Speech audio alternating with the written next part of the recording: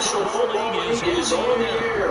Today, we're celebrating an AFC matchup between the Cincinnati Bengals and the Las Vegas Raiders. And we are ready at Allegiant Stadium. From the 6. And he brings us out past the 22.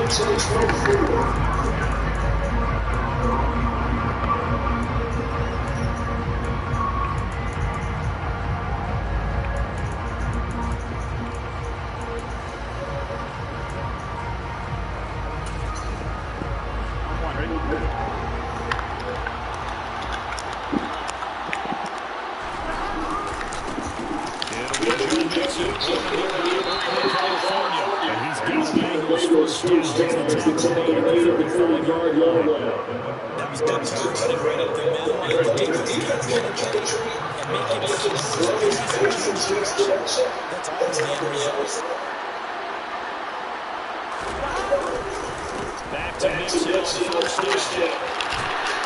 And he slips past the 45 before being tackled. Well, when you get an elite running back like he is, sometimes you've got to employ the by any means necessary method to get him down. Yeah, sometimes maybe you just get on the mask. You can kind of get away with it. But as soon as you put a finger in the hand, that's pretty easy for you to say. And that every time. It's a 6-yard gain on the ground, and that'll make it 2nd and 4. Pretty decent game. Last run got 6. That's 2nd and 4. They'll stay on the Mixon again. And he'll get a yard shot in the zone here at the 22-yard line.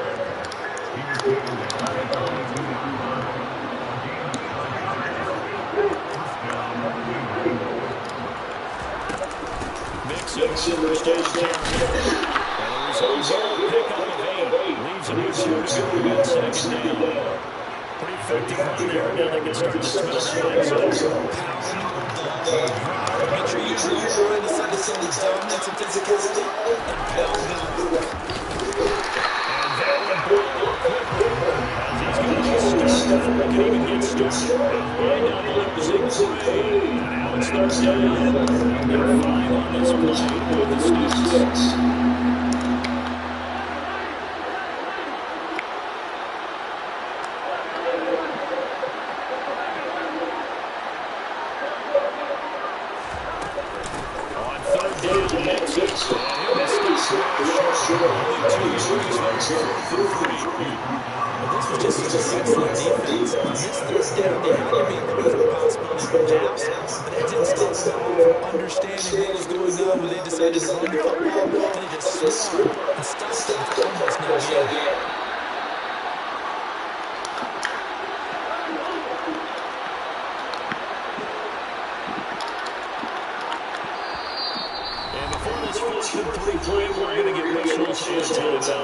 They'll have 2 remaining as we step aside here in this first quarter.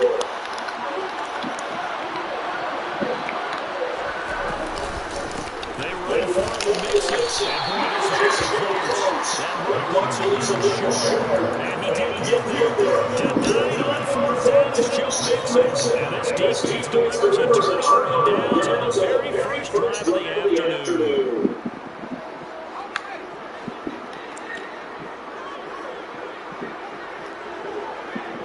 Receiver motion right.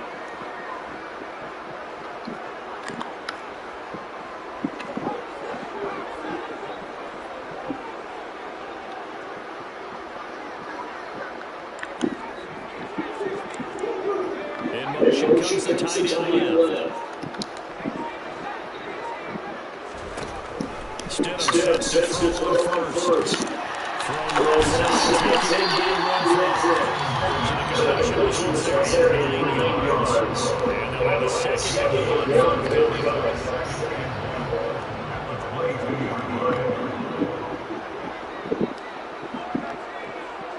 They'll send a receiver in motion left.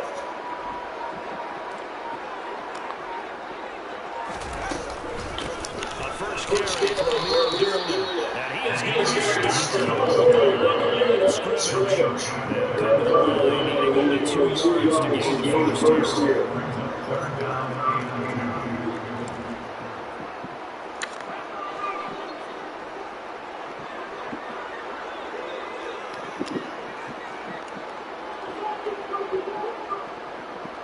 They'll send a receiver here in motion right. 3rd and 2, now Stidham. That's complete to his tight end Waller. And he's got a push yardage here to his own 18. They'll wind up losing 3 here. And that's going to bring up 4th down. Put that one in the win column for the defense. Trying to contain tight ends in the passing. Second quarter from Vegas. The homestanding Raiders with a football here.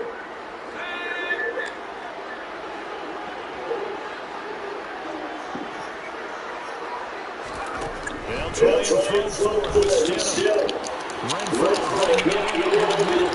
And he almost gets this to be taken down by a long shot.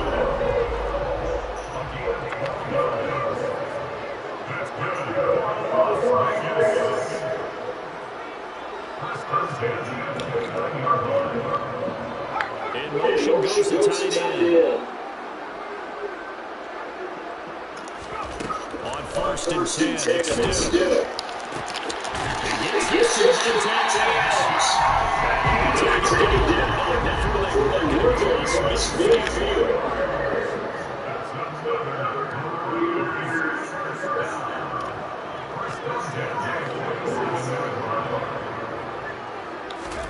They'll throw on 1st down. Bengal pressure gets him attacked. Don't need it all back at once, but you figure they're going to need something here. 17 yards to go on 2nd down. Now it's Stidham. He's going to throw and complete it to Renfro. But he's going to get out of this one before he takes it inside the 40. 17 yards on the back up, and they'll be faced with 3rd inches.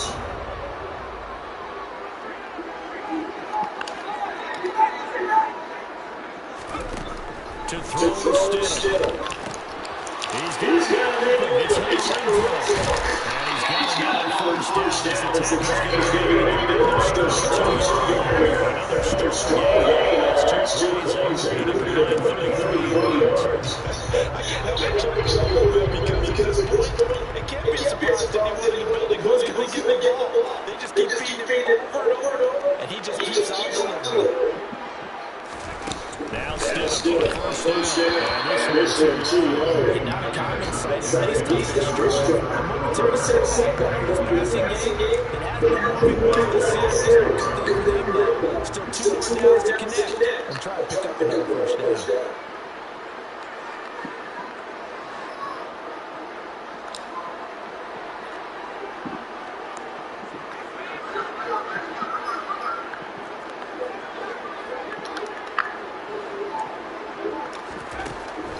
Stidham from the shotgun. Firing quickly, but it's good. That's a big force of completion there. This defense is still momentum by forcing him to kick a kick because just a few plays ago, they look like they were headed towards the end zone.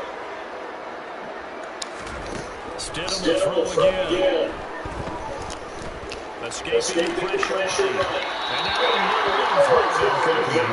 I see so much of this defense because they don't show the best coverages down. So far, only allowed 1 conversion on a handful of attempts. One area of their game plan that they've executed to perfection.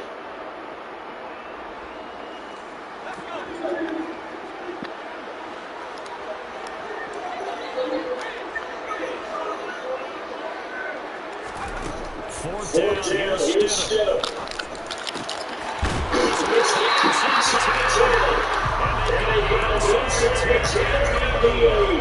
Some collective exhales over there on the sideline. It'll be a pickup coming here on fourth down and first and goal. 2 minutes on the clock, and what's been a scoreless first half. From the 8, they've got it first and goal.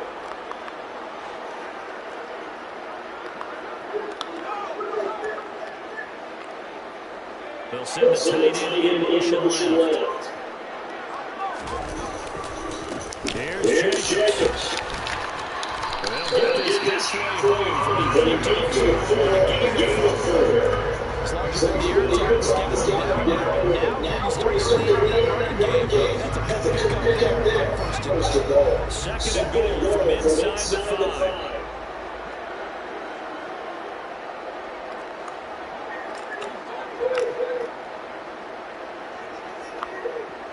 Now they bring a receiver in motion right. One more time to Jacobs.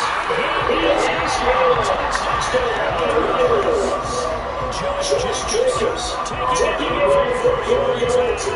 And the Raiders first game as they take 21 in the second quarter. Stem up to throw for them. Trying to get it to Evans, but it's intercepted. Hooked up by Jesse Bates.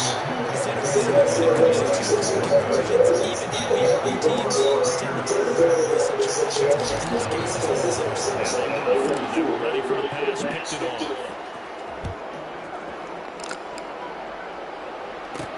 A short kick taken at the 18. And he's able to get it across the 25.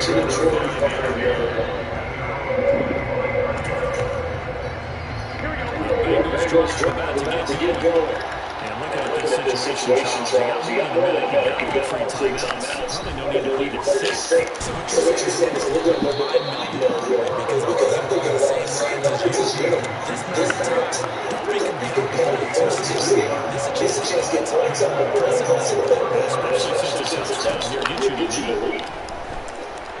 Buying time as well. Gets us to the other side of midfield across the 45 before going out.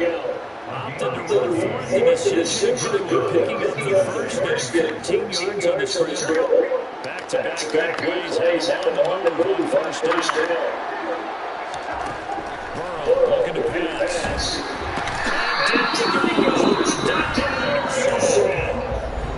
Bengals going to use the second of their timeouts as they get the stoppage with over 50 seconds to go in the first half.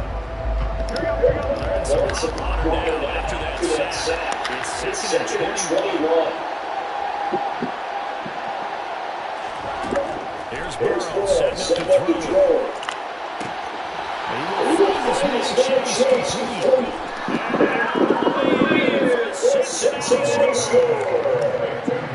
Chase, 56 yards. And the Bengals are an extra point away from moving in the final minute and a half.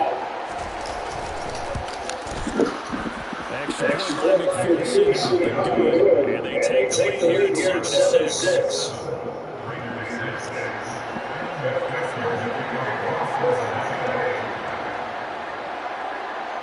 After the touchdown, McPherson on to kick this one away. Pulls it into the 13. And he's tackled down the territory. The Las Vegas offense wanting to start this next drive. A slim deficit here, one possession lead. Not much time left, obviously. So you're taking the business to the field. Here's Sticks 30 and 10 seconds. That would go for 20 on a catch. All the way up to 38 yards. And a good start to the drive. Here's Stidham to throw. Here's back-to-back catches for the Titans. The Raiders going to use one of these timeouts as they start the over 30 seconds to go to the first half.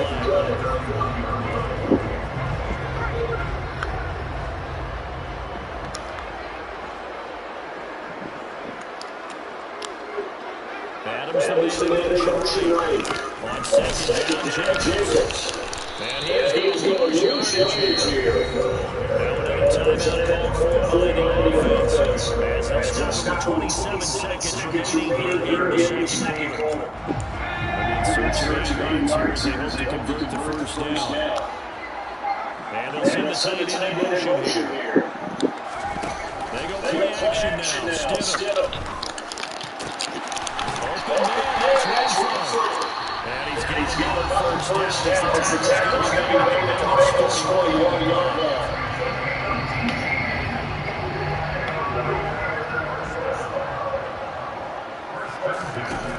Now Stidham play action.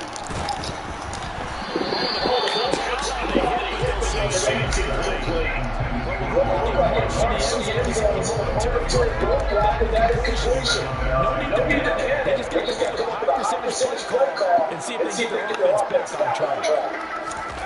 Second and 10 now, Stidham. And the time's out of bounds.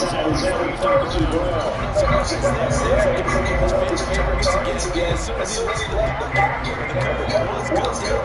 They got right to the receiver and helped prevent that completion. Stidham going back to the air. As he releases it, and now foul incomplete. I think he wanted to use it right up in his glove. I think he was using his head without a license, don't you? Just enough time for the play to develop. Lucky it wasn't a foul. Now a timeout coming here defensively. As on fourth down, Mays will make a punt. And I tell you what, he got it from 50.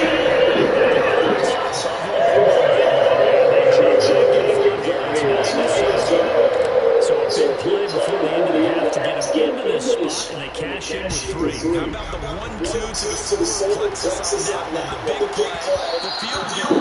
Not much time left on the clock. That's the way to go into the half.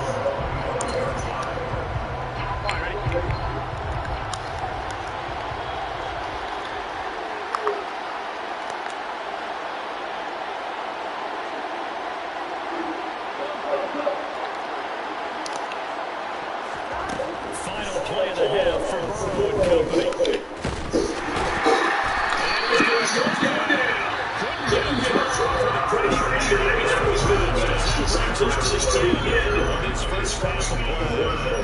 So we have reached halftime here in Vegas with the Raiders on top. As we send you to Orlando to check in with Jonathan Coach for NBA Sports. Halftime Hour Coach. Welcome back, Charles Hines, Sullivan, 24, number 3.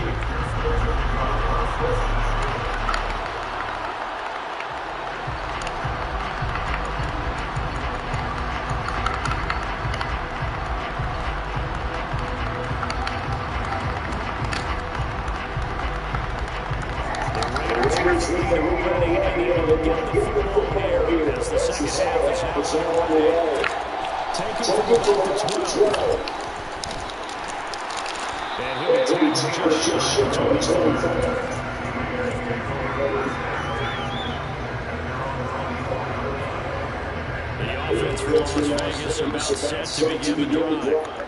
This offense set to begin the third quarter. And Charles, if they had a checklist of things they wanted to accomplish in the first half, certainly at the top of that list would be having the lead, and they've got that here.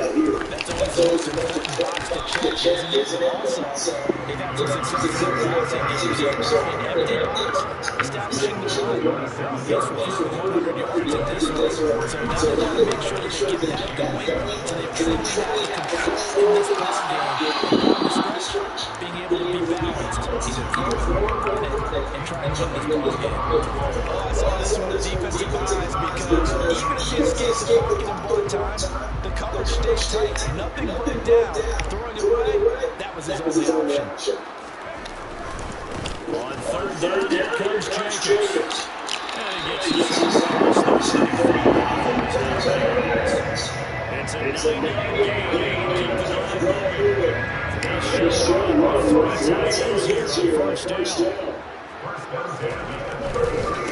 First down, Jacobs again.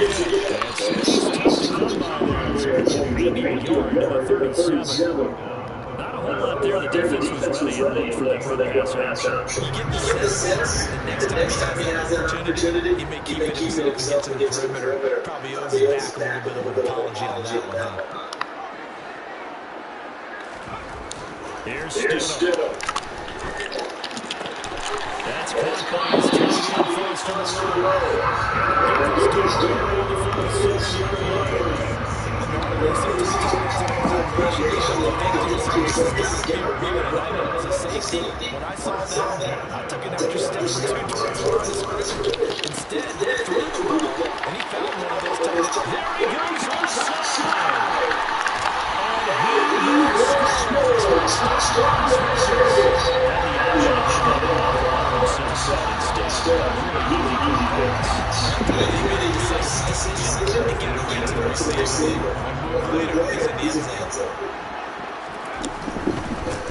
they'll try to roll with Jacobs. And this has been a familiar sight afternoon as they stop him behind the line. Set now to kick this from away, and off it goes. From the 10.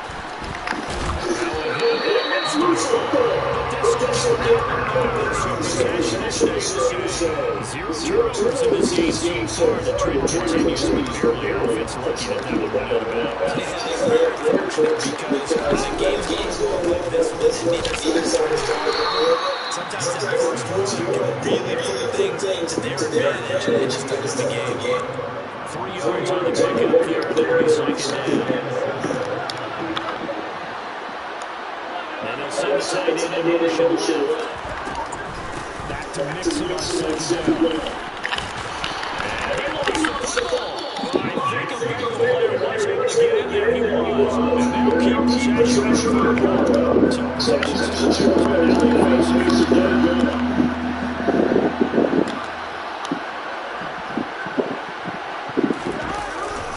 They give to Mixon. It's going to pick it up. And he's going to get his first down. So it's a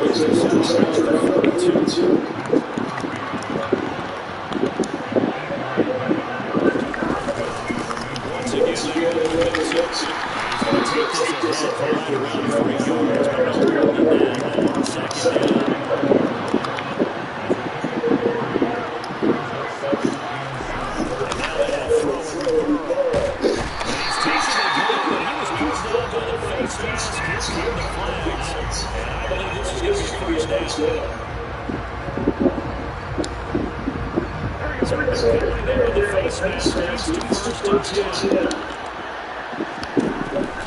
It's Mixon on the counter.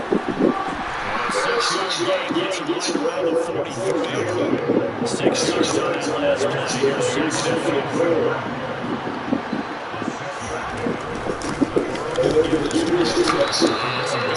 There was a stunt up about the 41. Trying to keep the game going here. This is play number 6 on 52. Inside handoff to Mixon. And he's got his hand in first down about the 38. Sometimes when good games on, so he knows he was on his back running. They say he's trying to just get down. They did indeed. He delivered the tough yards. First down. Here's Burrow. This goes down right from Mixon. And he gets it down. Return shot at 30 before he's out of bounds. Calm down for me there. Get ready to say just his first catch.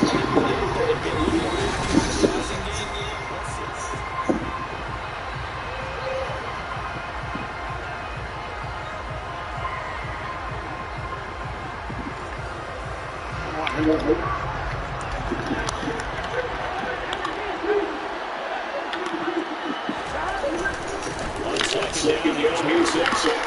And he's able to work his way down inside the red zone. 19-yard line. So there's a first and 10 down inside the 20. Mixon up the middle. And he'll take it to the end zone to 15. They get it 3.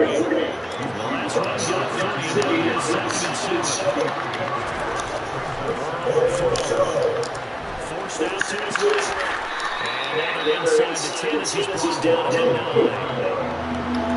defense on third down now. They've been okay, 2 for 3 thus far. They're looking to third and a few inches. And they got 3 yards. That's enough for conversion, and now it's first and goal.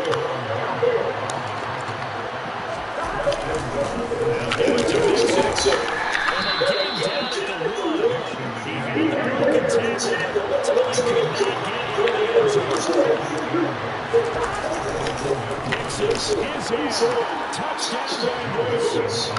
So part 1 of what they needed is done. They get in the end zone. Now you have to imagine we'll see a try for 2. And that's what the book says. Defensively, they can hang their head right here. They should have a chance to come out with the lead if they make a catch.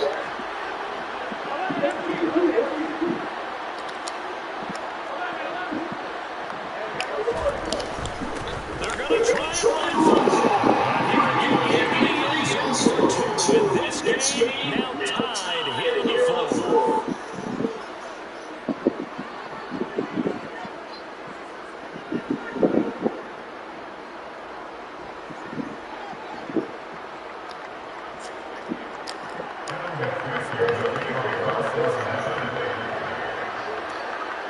Set to go with the kickoff. These 2 teams all even again as we continue in this wild 4th quarter.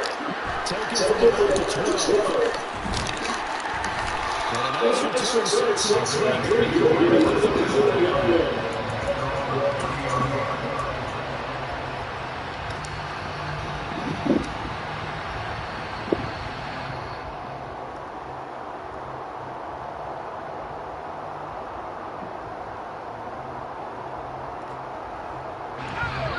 The Raider offense set to get this drive started. They no longer have the lead after that last touchdown, all tied up in the 4th quarter. And a chance for this offense to mount a potential game drive right here. A good run there by Jackson. First down as he's able to take this forward for a game of 6. They got them in this game. They got each other. And maybe start to charge a bit. They give up a get 6 yards. And now you're saying to yourself, how do we stop them? And do I have enough confidence to make a play? Second down, Jacobs once more. Another 6-yard carry, same size, first down. He just does what he does. The sound of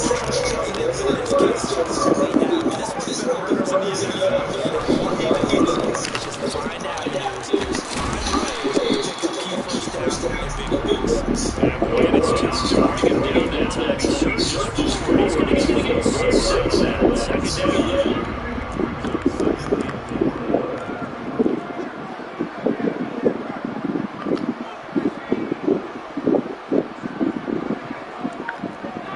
Getting down to the good stuff. All tied with 2 minutes remaining on EA Sports.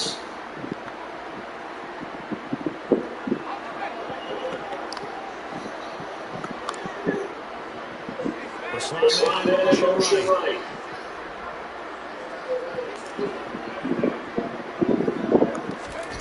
Now they throw for Stidham.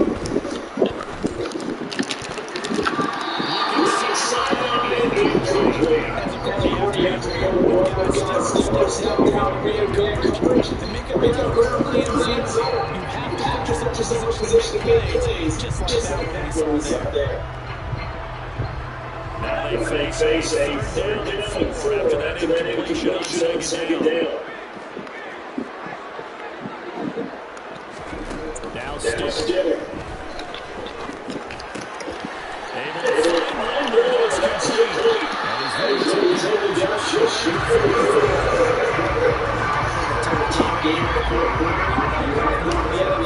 that's when you lead the leadership. Dedicated to the right there.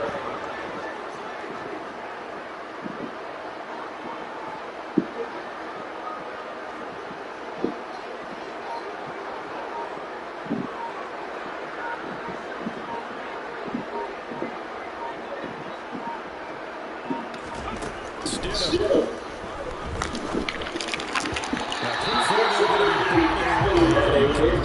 This secondary is everything. They worked really well together, especially a lot of communication, great athleticism. They're playing so well now. A nickname is Shane. They're going to have to name this arena soon. The center receiver in motion to the right.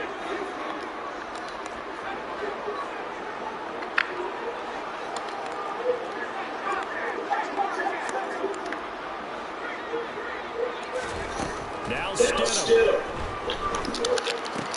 The open man there in throw. And he's inside the 30. 9 yards, and that leaves him just short. So it'll be third and less than a yard.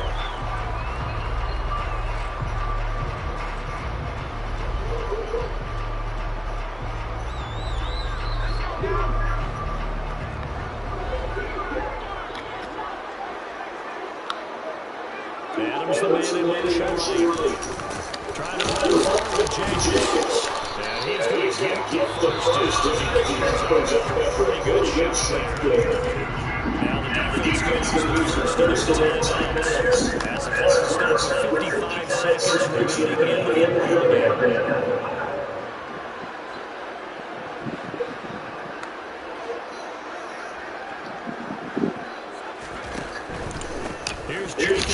First and 10. He finds some way to turn this into positive yardage as he struggles forward, picking up about 2. The last one got a couple here, 2nd and 8.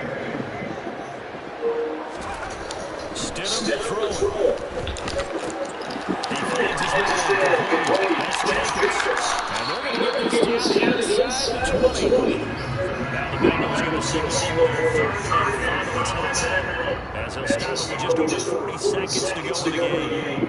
He's already proven to be a factor in the running game on this drive. Now he gets involved in the passing game. I think what we're seeing here is the modern version of workhorse in the NFL. Being able to run it and catch it with equal proficiency.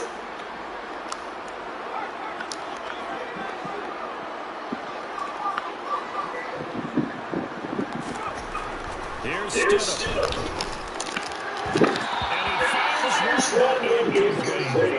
And I know that would have been a touchdown there to give you some cushion. But now, kick the field goal, get the lead, let your defense bring you home, show some faith in those guys on the other side of the ball.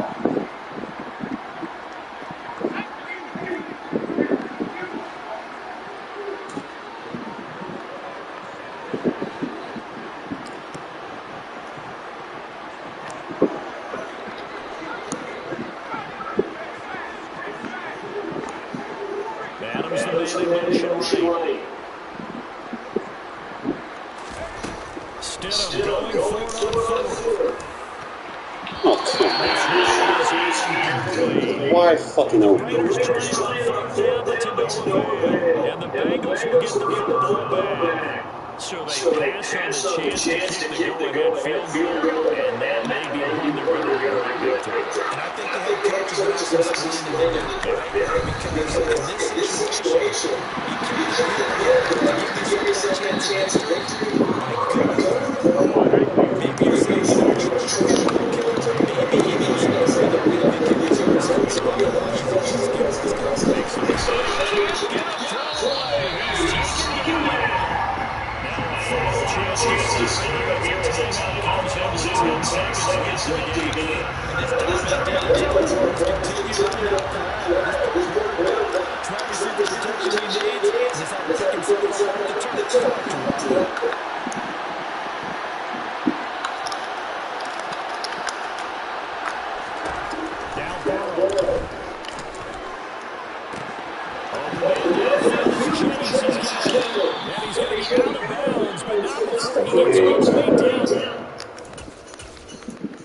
Fucking DDA shit.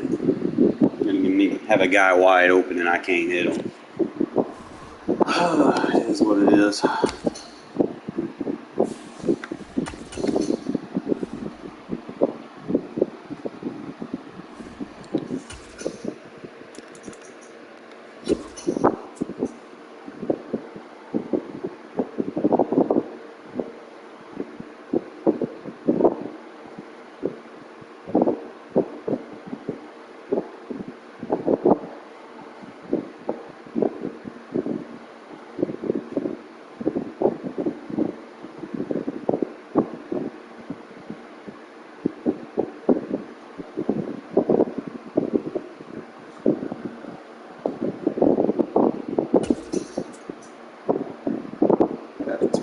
match off on that.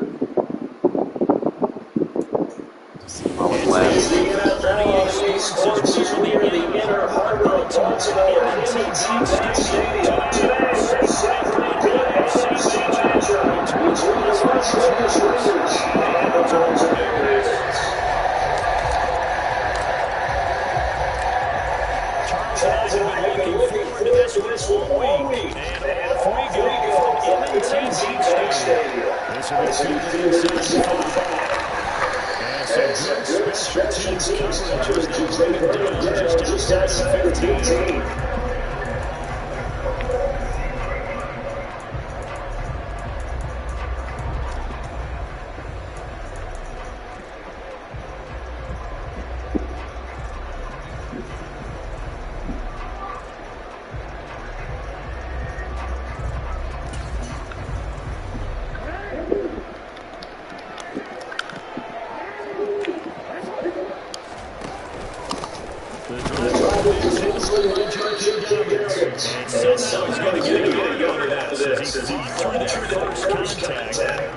Second down.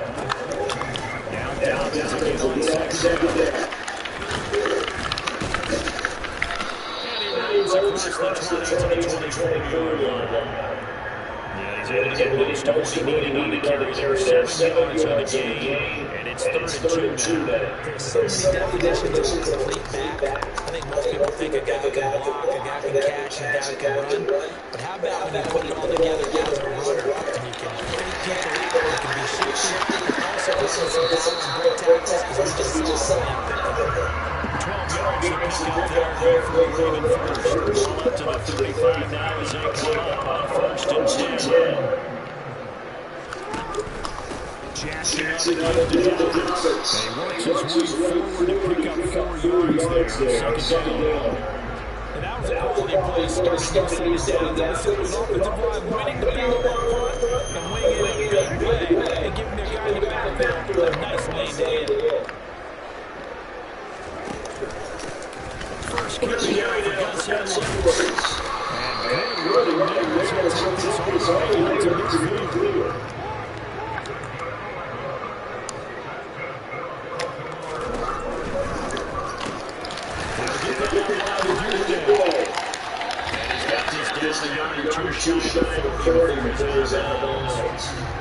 That was a lightning fast decision that he just caught and got rid of it. Because he saw these guys got to be open immediately, so he took the arm to run out of the play.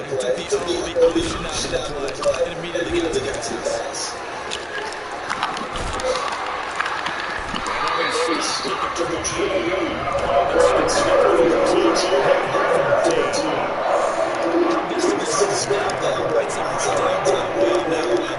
Straight ahead running. I think that might be something we see a lot of between the tackles today. He's enjoying things so far here this afternoon. Sees the crease, first out the game. A rare misstep on that last play because the drive has been strong, but now it's 2nd and 12. Jackson throws hard to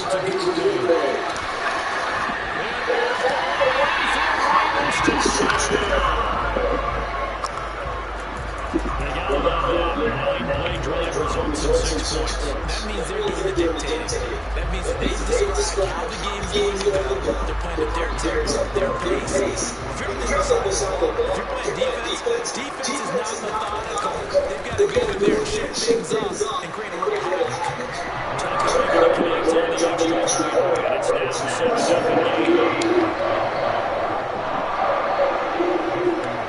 Tucker down to kick it away following the touchdown.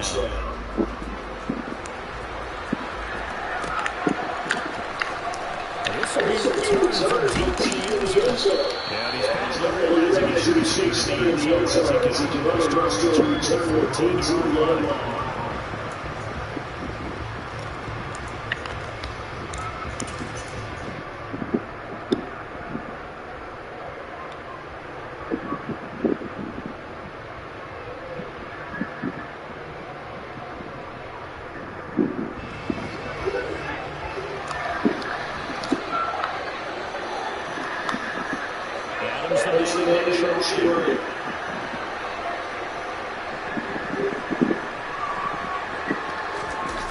On 1st and first and 10. It's Stidham. And that one's touchdown incomplete. Good coverage there. Force the ball forward. Second down. He did a fine job of not hitting it when the ball arrived, and I've got to tell you, you can often mistime that play because of the angles of approach. When you're going to get it, sometimes your panic is low. They've got to be there right now. Instead, in this case, time to put the flip and not the front. And he's got his main man ball. Scrimmage and take it down. Right where you set him down, starts fighting for the 10 here to pick up the first down on the chains. Stidham, third down from the gun. And brought down about before reaching the 25. That one will go as a gain of 11. The Raiders having a first down as well.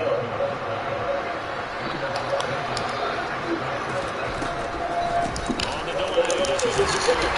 He's going to be sneaked down right around the line of scrimmage. Nothing there for him. Second down.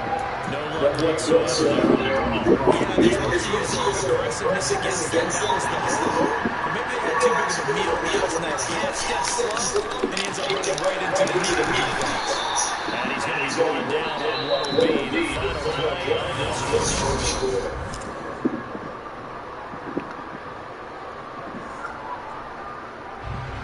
And looks like we've got 9-6 defensive ends in the area. Stidham. He's getting down. It's high and they've got it well across midfield down to 40 before it's all said and done. That one will go down as 33 yards on the third down conversion. Now Stidham.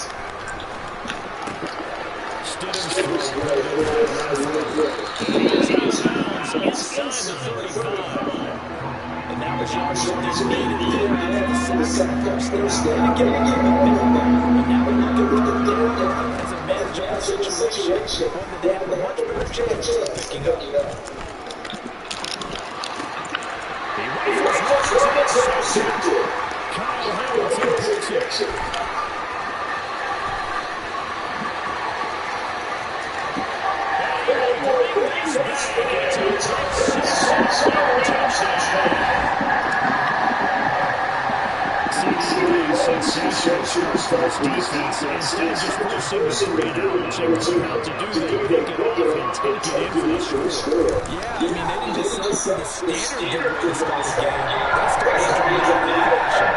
Take it away, score points, and get to that. They'll be fine if they make up their defense against that play.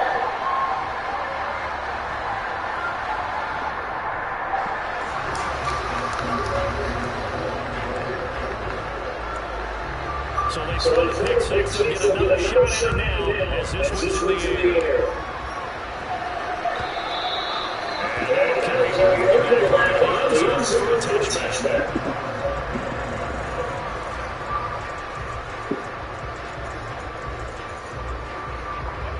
The Raider offense set to get this drive started. And they're in a grind early. You're down 14-0. Are you worried at this stage or still too early? You're worried. You're just trying to transmit it to the rest of your team. You make sure that they stay positive. But at the same time, you're wondering, how are we going to move the ball? What do we have in this position that can work? Get back to basics and make sure you find the guy who can move the ball fastest for you. Maybe just get his hands. Still second quarter. You get focus on the ground here. You're feeling okay. Once again, it's just and he will have a first down as they get around at the 37. Line of scrimmage at 37 on first and 10. Jacobs going to try the middle. And he'll be taken down, but not before he gets in. Well, the 3-3 defense, I can run on that. It's a weak box. Running straight away with Jacobs. Good shit. Right at the line of scrimmage. Just no cutback lane to be found whatsoever. 2nd and 10.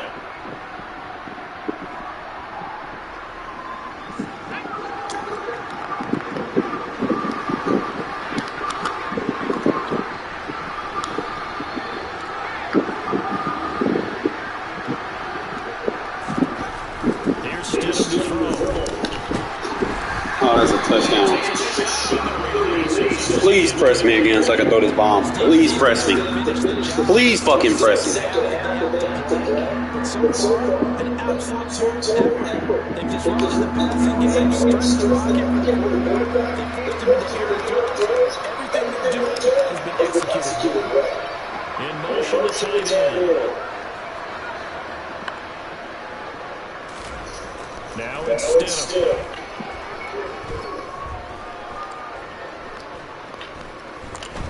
Just keeping the play alive. Don't overthrow it. There's no reason for that to be an overthrow.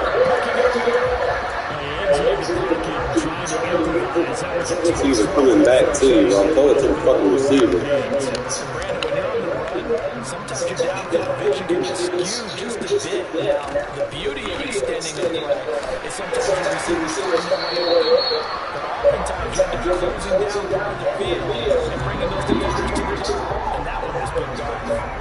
That's good separation there for 7 yards, and that'll be it 2nd down. The Raiders going to use one of their timeouts as they'll talk things over prior to this upcoming 2nd down play.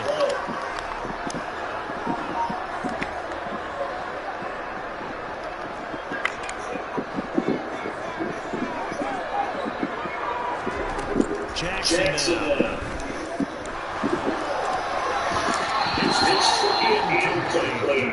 It's a tried and true formula, but I don't think it'll change as long as we play football. If someone's trying to run the ball and you can put pressure on them and make it tough, that's only going to help your defense. Yeah, he's big, he got rid of it before taking it. He was first down, he was able to get a little play. A gain of 8 on 3rd and 3. On 1st and 10, it's Jackson. Now the offense going to use the first of their timeouts as the stoppage will come with a little under a minute to go in this first half.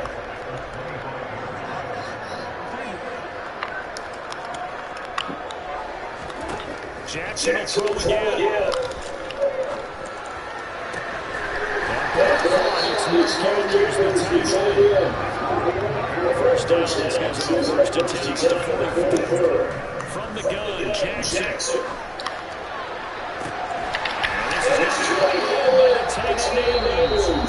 The Ravens going to use the second of their timeouts as they'll start with 27 seconds remaining here in the second quarter. Throwing on first down, it's Jackson. No offensive PI.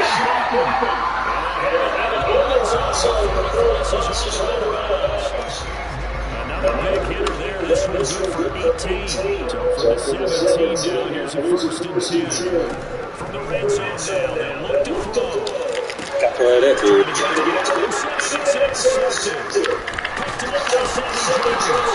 the Raiders are going to take over once again at their own 25-yard line. Absolutely golden opportunity missed there to add to the lead and really cap off an impressive drive because they got the advantage and plenty of time to add to it. But on the flip side, plenty of time for an opposing comeback as well. So when you have the chance to distance yourself out to some other partner, you know you don't want to let it slip away.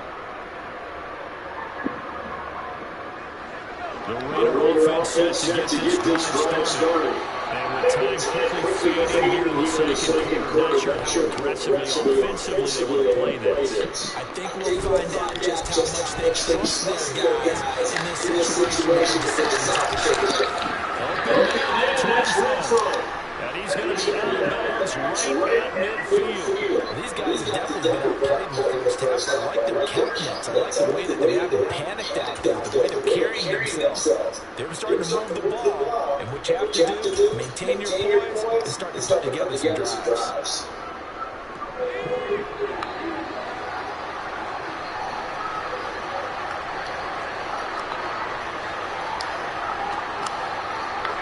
slot man moves right.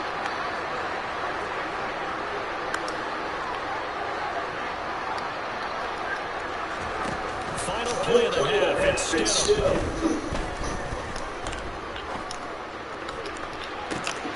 It's complete to Cole. And they'll end up getting this one all the way down inside the 20. First half, it looks you're watching the NFL on EA Sports.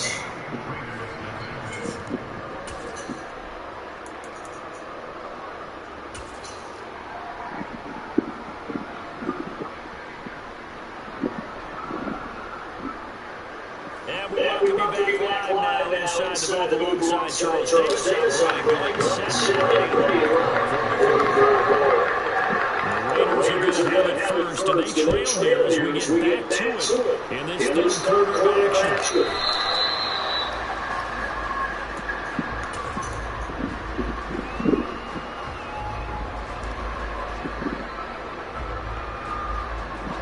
The Raider offense set to get this drive started. Charles, it'll be interesting to see what adjustments this offense made in the locker room. Haven't really been able to get anything going offensively, virtually nothing in the ground attack either. So certainly something has to change here in quarter three. And I'm pretty sure that friends from the defensive side of the ball told them exactly that because they've kept them in this game. Now they've got some time. Running game started in the first half. Opposition knows how to focus on defending good outs here. They've got to re-energize the ground game and maybe open things up for a comeback here in this half. So following the incompletion, here's second and 25.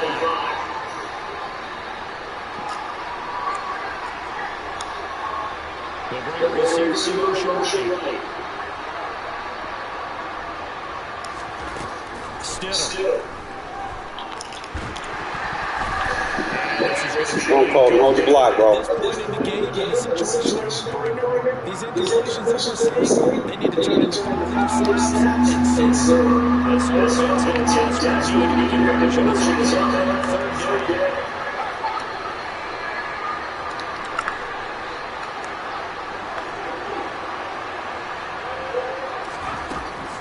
Here's still.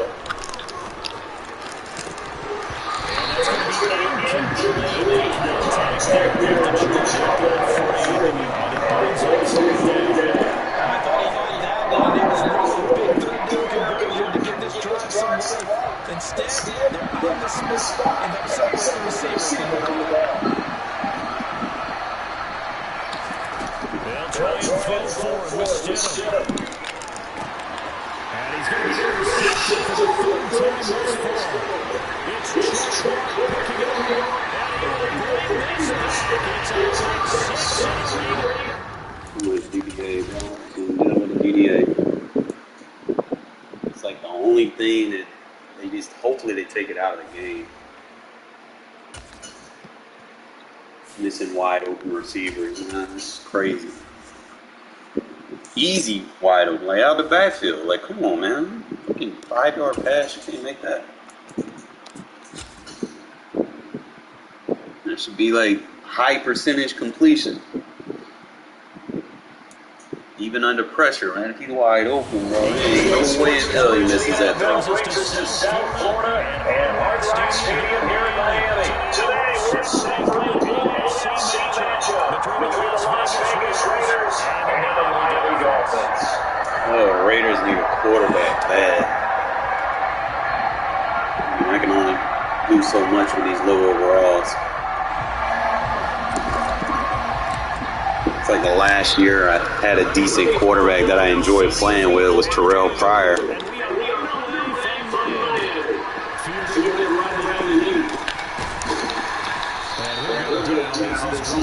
Start at the 25-yard line.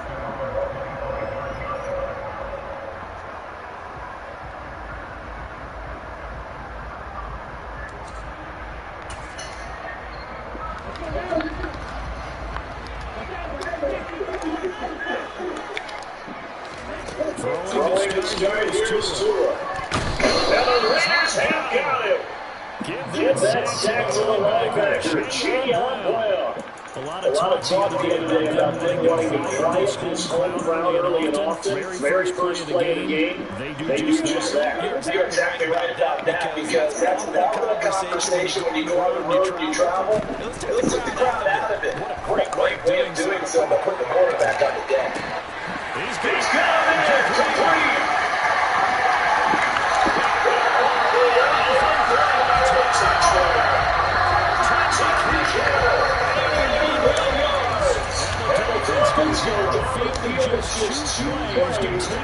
I need to fix auto flip too. It's not aligning correctly. Versus like certain shotgun sets.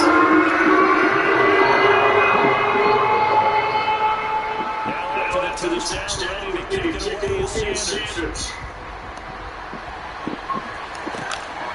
Pulls it into 13. And he'll be stopped at the 25.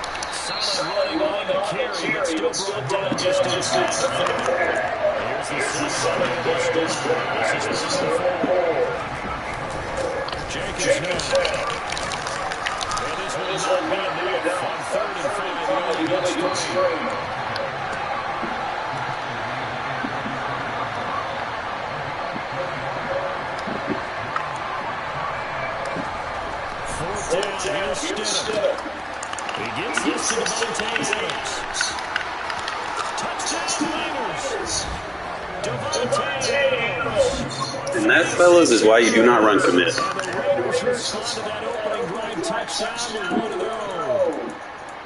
Big fourth down conversion for the score, and the defense, that is a tough pill to swallow. Big time to them. How about them just deciding to go for it on fourth down? And can't forget the field goal. It looked like an easy 3 points. Yeah, you might have a defensive breakdown in there, but they pressed the issue and found a way to get it into the end zone. Give them big credit for that. Josh McDaniels has offense, and he's going to have it for 2. Now they send the tight end into motion left.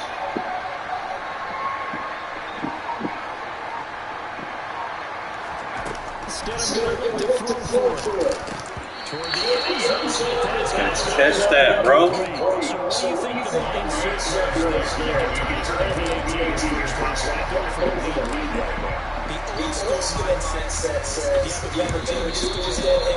Let him touch it, bro. There's also still, if you don't think your plate is good, you have to try and take advantage of opportunities. And finally, I just think this is analytics coming into the game. Someone saying the more you go for 2, the better your chances of actually getting it. 2 and first down. Open man, he's reached one of his head. And then he seats down the 15-yard line. So after the big play, look at this. All the way down to the 15-yard line. First underneath to Mostert. We'll go down to gain of 6. And that's going to bring up second down.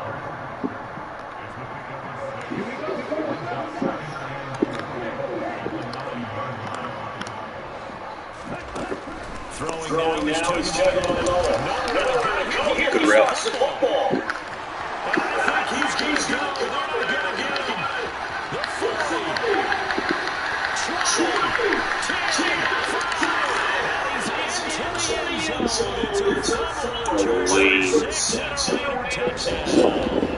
So now, referee looking at the sideline saying, are you sure? But yes, this defense has accepted the penalty. So that means they will not take possession on fumble recovery. Well, not sure why in the world you do that, but that is apparently the decision. Tua sets up to pass it. From here, that's complete. Nice gain of that time. It's second and goal.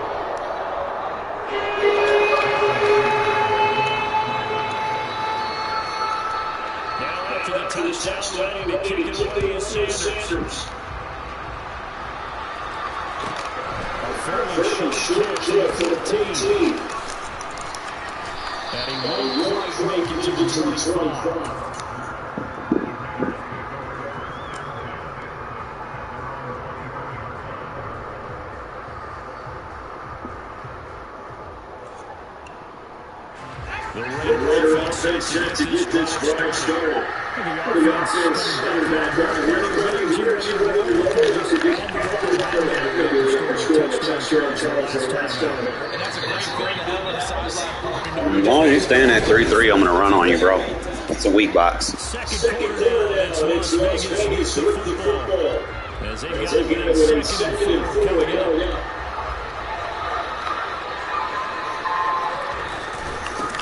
Running is Jacobs. And for a couple as the tackle is made right at the 42.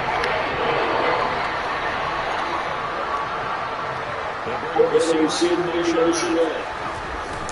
On third down, here comes Jacobs. And able to get this one. It's the 45 before he's brought down.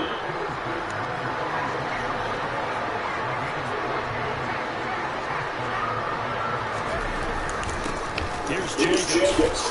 And he's across midfield and into Miami territory. 8 yards the tackle. First down. Here's second and 2. Jacobs. 77 yards rushing for him. It's been tough to stop this first down. Runs on the stretch so far. It's first and 10. Now a carry for Jacobs to the 36-yard line. Stop there.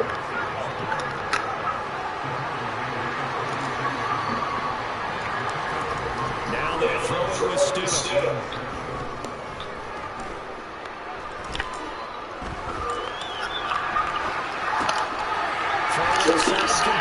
That's Jacobs. And he's got another first down as he's brought down at the Dolphins' 21. They bring a receiver motion left. Here's Jacobs for first and 10. You ain't got enough linebackers in there, bro. Second and 2.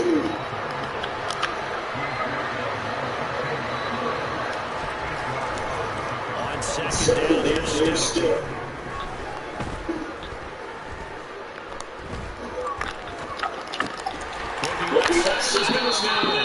That's Jacobs. So now first and goal. First and 10 from the 22. That's a receiver motion. Going on the run for Jacobs. And he'll take this inside the 10 down to the 8. Give them 3 on first down. It'll set up a 2nd and 7. 2 minutes remaining in this first half of football.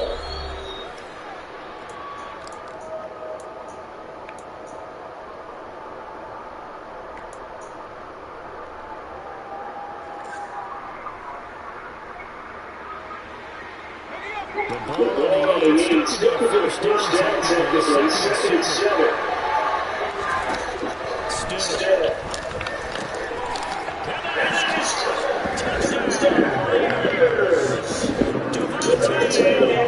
Love when they play man coverage on me like that. And the Raiders have cut the lead back down to 2. And now they'll empty the backfield here as they like to go for 2. They'll try to throw for. Man, you gotta get that now. He's in his 50.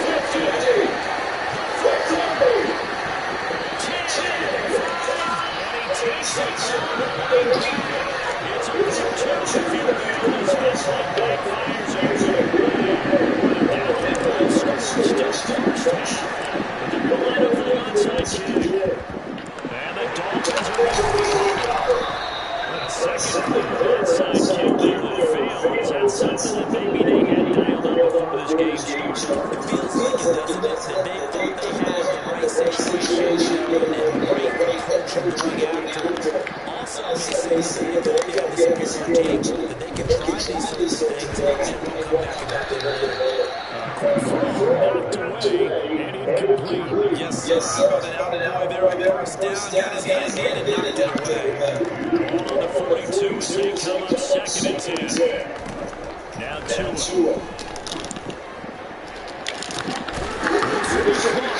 Jones, you gotta get that, bro. The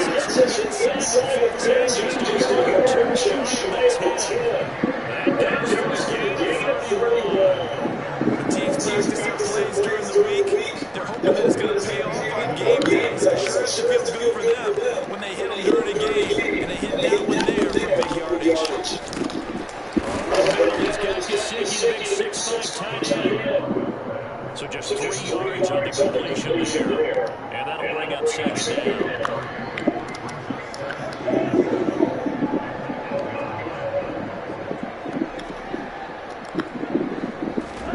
Two and throw again. Making the catch. 2 guys right there. Come on now.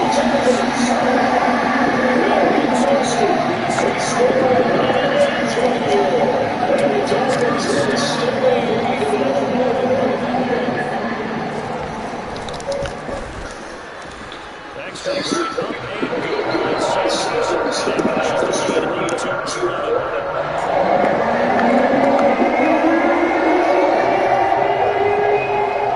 Now after the touchdown, ready to kick it away is Sanders. Taking it at the 15-yard kick. And up to about the 26-yard line, just across the 25.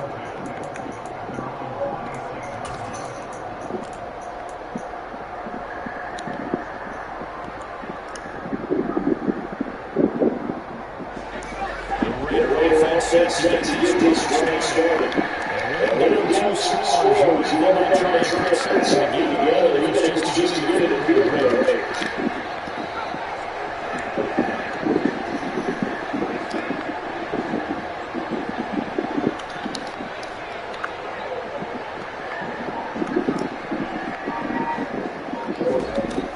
Now still on first down.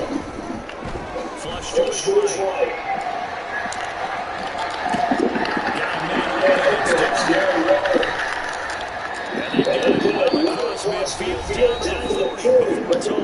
Love throwing on man coverage. As they'll stop it with a little over 30 seconds to go in the first half.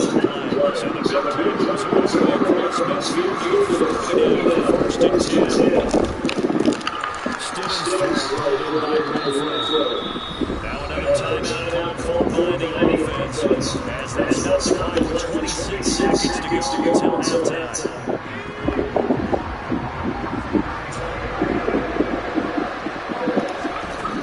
Now is just a few yards shy of the red zone before going out. They've got another first down. The Raider passing game clicking on all cylinders right now.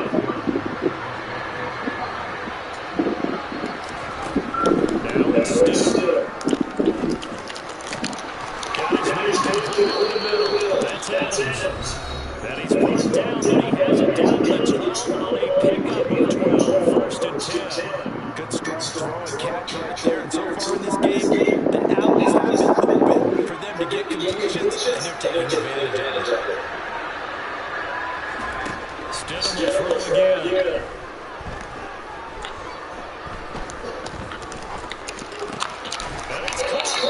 Driving for the goal line, but he's marked out short. Matt, you gotta do better than that. There's no chance to get the field goal unit out there. The frustration will set in as that is going to be how this first half will come to a close.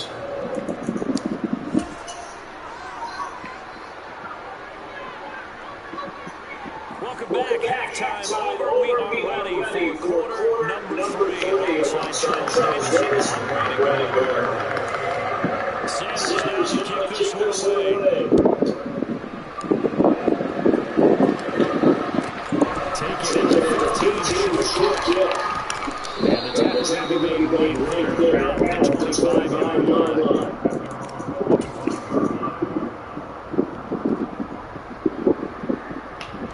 The Raider offense sets these drives started. And right out of the gate, things could be a pretty important drive. Say, you're down 2 scores, that's not the end of the world. It wasn't the score the first time, but for them to start defense got coming into this deficit. You can't have 3 and outs and expect to get it done. On first down, Stidham. Flushed out right. And deep. Certainly trying to make a play happen and climb back into this game. But you have to be careful. If you overdo it, you could turn it over and hurt your team.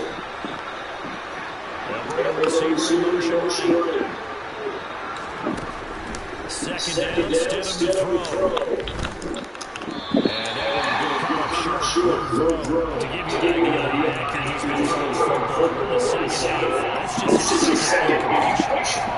If he's that locked in, that means everyone's locked in. Because to me, it's like the no-no baseball. The pitcher may get the credit. A lot of people making plays behind him in the field. Throwing again here, Stidham. Quickly into the hands of Rowe. And he will not make it to the imaginary yard line as they get him to the ground at about the 23. Stidham going for it on 4. And that's complete to Adams. And he's going to have the Raiders first down as they manage to convert. And that'll keep the drive alive. Inside the red zone here, they look to throw. And the pass complete to Waller on the out route. First and goal, and they got to be thinking a chance to get back into this one game. Here's Stidham. To the end zone, it's incomplete. Defensively, they're just sitting in the pocket and getting comfortable. That's opposite of a lot of game plans in today's NFL. Ordinarily, you're trying to keep the quarterback hemmed in. In this case, they brought the heat, and if he flushes out, they're fine with that. And they force another incompletion. And the Dolphins are going to take over at the 11-yard line. So it was a drive that had real promise here to begin the third quarter, but ultimately derailed by the INT. And that was the position we wanted to be in. Coming out to start this third quarter, get a nice drive going, looking for the end zone. Possibly got a little bit too greedy right there. The Dolphins at the line ready for their next drive. After the turnover, it's Tua. And get this to his team. And he's brought down before they get it across the 20-yard line. Right off the bat, it's a first down to start the drive, 12 yards.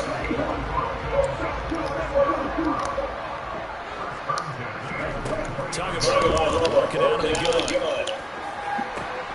And he'll get this in hands of Hill.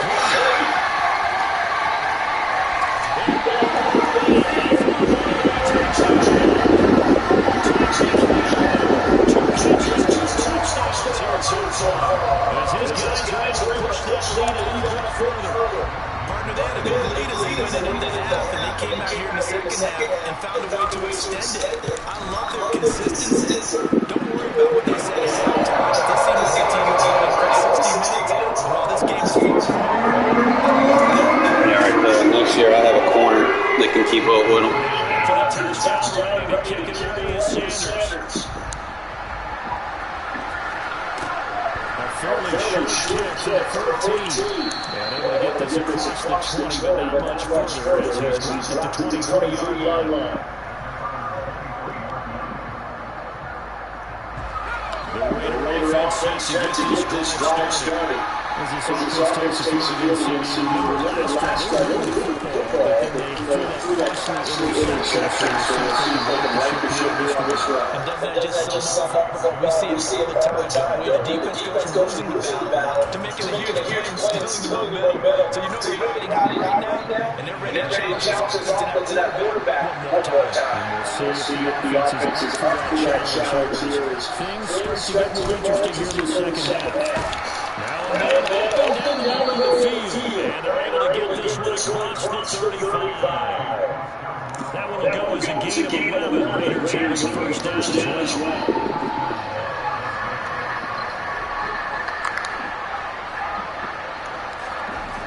Here's Stidham to throw. And it takes Another attempt at completion. Look at the scoreboard in this game. It comes to mind that they have to start getting the ball in the hands of the playmakers. Throw it to the guys that maybe can take a short pass and turn it into a long game. Or make people miss downfield. They've got to have points. And the guys who can put the ball in the end zone, they're the ones that need to touch the ball.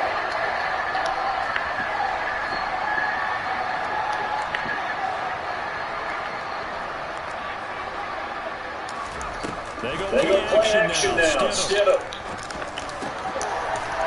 And this time he's got to hook up. It's complete.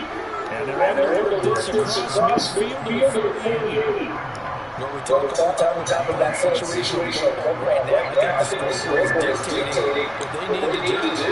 Where they are in this game, they got to push the ball downfield, take their shot, try and get big chunks of yardage in a short amount of time. That's a nice play there. They go play action to Stidham. Dancing to his left. That is downfield. They'll get it inside the 20. And he gets us inside the 15, just a yard or two shy of the 10. That would go for 37 yards. And they will not tap out.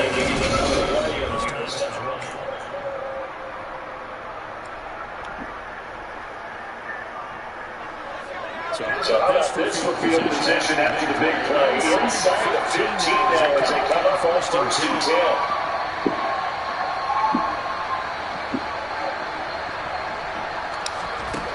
From the gun, it's Stidham.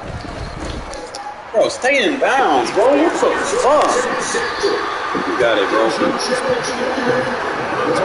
Probably could have used Jacobs on that, man. Fucking dude ran out of bounds, bro. You can't be doing stuff like that. Oh. Small things, man. Small things. If we stayed in bounds and cut off field, bro, I would have been a touchdown.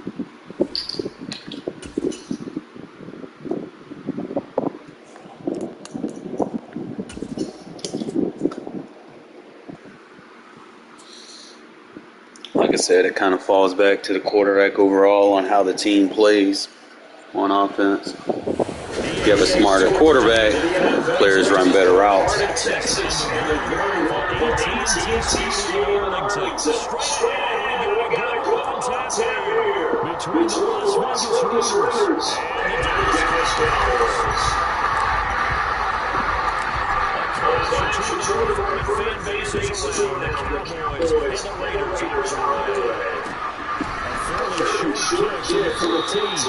he tries to get as much as he can here while protecting the football as he dives to the ground.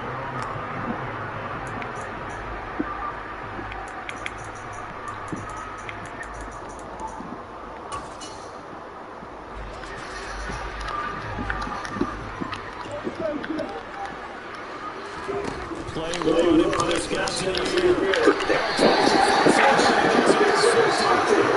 And they will take right the 26-yard line. Wow, just how big Parker and the complexion of this game has already changed because for the defensive side, they just handed their offense a short field and a big early advantage. Even on the first snap of the game, we're going to look on this one and see if it has lasting effects as this game moves on. They'll set a receiver here, Shawani. After the interception, here's Stidham. From left side, taken in by Renfro. And he's brought down here just outside of the 20. And I think this is a route we'll see more as this game goes on because with his speed, they want to get the ball in space on the offense just like this. They want him to get the ball and run after the catch. Good job there on the short game.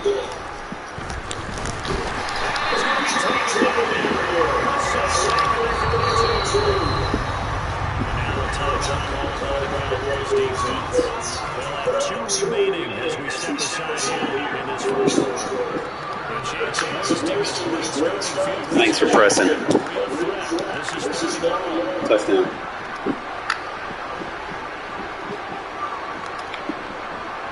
And the tight end goes in motion left. Now on 3rd and long, they'll look to throw. Press me again, please. Love going against press coverage. First and 10, chance to get that early turnover into points. And now the Cowboys are going to call another timeout. And that's their second charge timeout here in this first quarter. They're down to 1 remaining.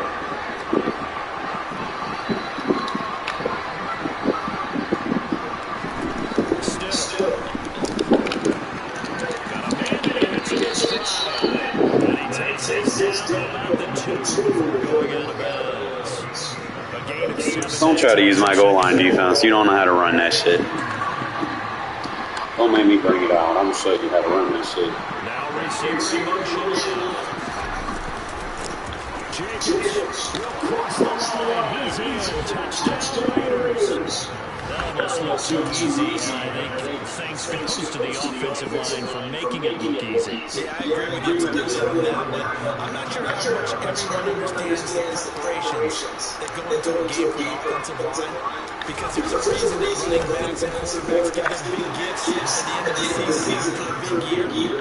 The consistency and the continuity it takes to know each other and execute their blocks is pretty impressive.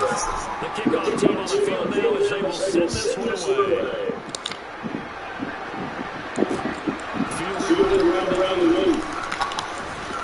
Oh, good return past the 30. And pretty good field position here. He's out of bounds, running back the 35.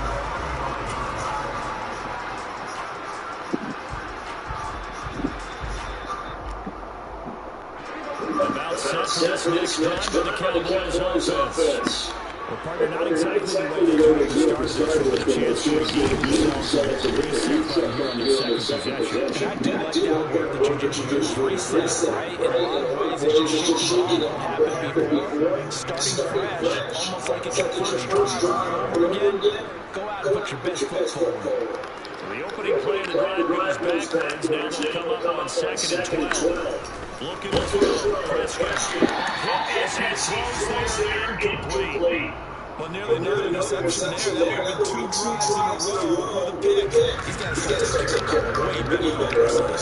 Interesting. That throw was probably worse than the one he threw the interception that last drive. That fell incomplete.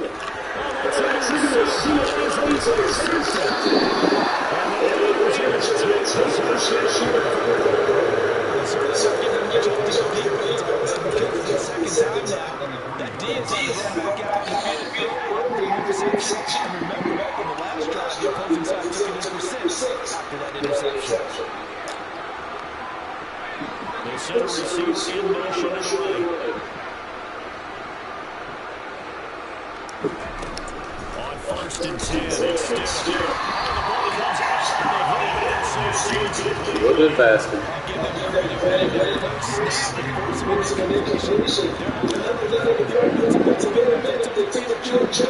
After taking Oh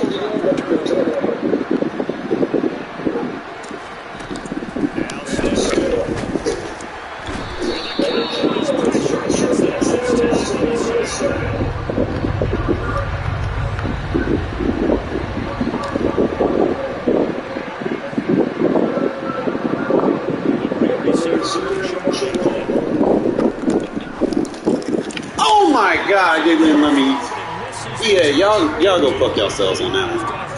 Because they needed a completion there. Now John just started quick position is basically fourth down.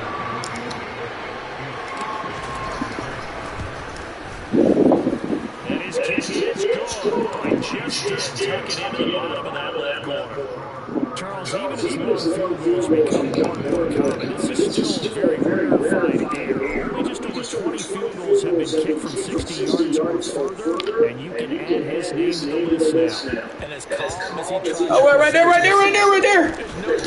Oh my God, stop getting blocked, bro. There's a safety in the bucket.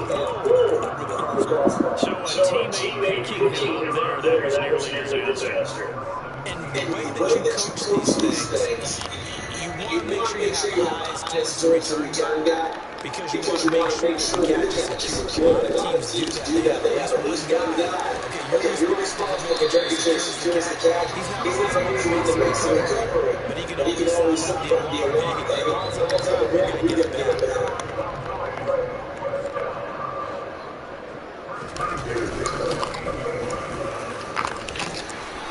Taken down the slots the 33. Give him 10 there now for the count first down.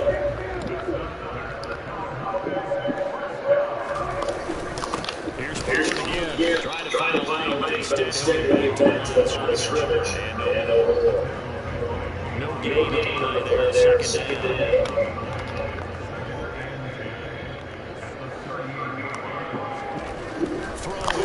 Prescott. And he's missed now his first passing attempt. The rhythm is just not there to get this ball game.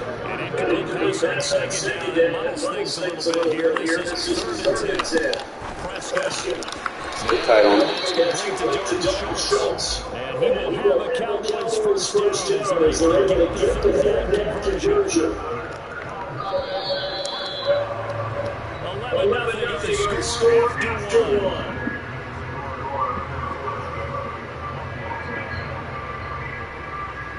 I usually pre-order the paycheck right before it comes out. See if they don't fix anything. This offense finding its legs now. Here's another first and 10.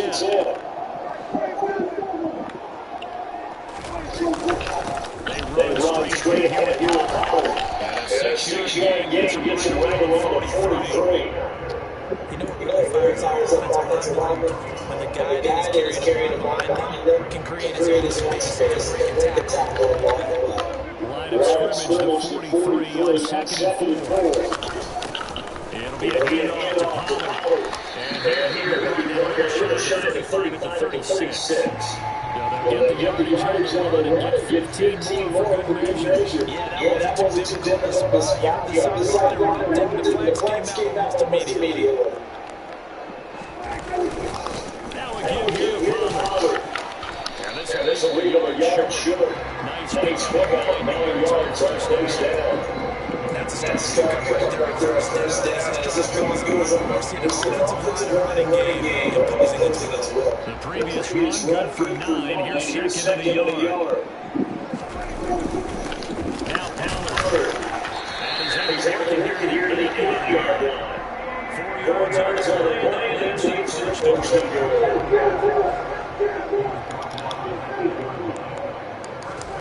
Now Prescott.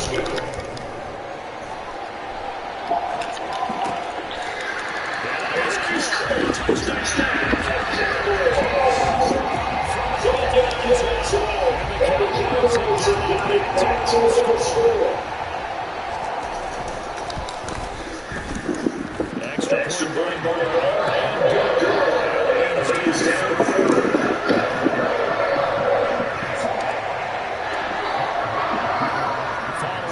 touchdown, here's Moore to kick it away. from the 10.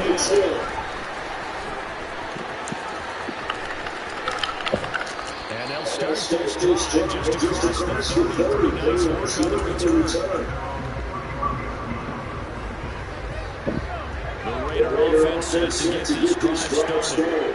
Last time I remember the drive stalled, but thanks to their kicker doing a long field goal to at least get them free. Now here they're trying to do better and find the end zone. In our experience, Told you not to run that shit on me, bro.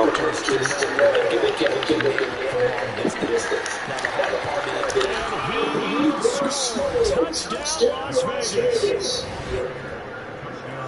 that is certainly deflated right there defensively. Their guys just came up for a touchdown. You got Josh Jacobs. You can't do that shit on me. They give up a touchdown one play later. How about that? Seemingly shifted the other direction. Thought we might be seeing a comeback. That momentum right back the other way. Well, that is certainly not complimentary football that we saw right there. The defense is supposed to help their offense, not give up another touchdown. And he is in the end zone again. Some oxygen. He scores on the long run and then punches in the two-point conversion for good measure. You're not going to stop me from running, bro. I got Josh Jacobs. And send this one away. And it's short kick taken around the 16.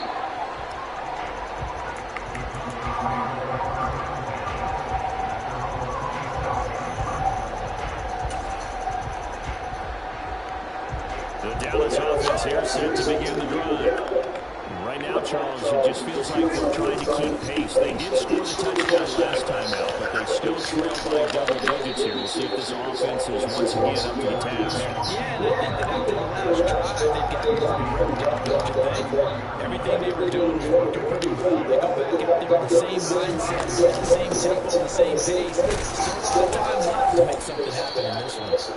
Looking for a seam, but finding none. He'll get back to the line of scrimmage, and that's it.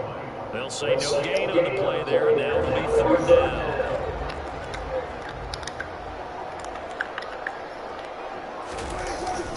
Going to run again here with Palmer.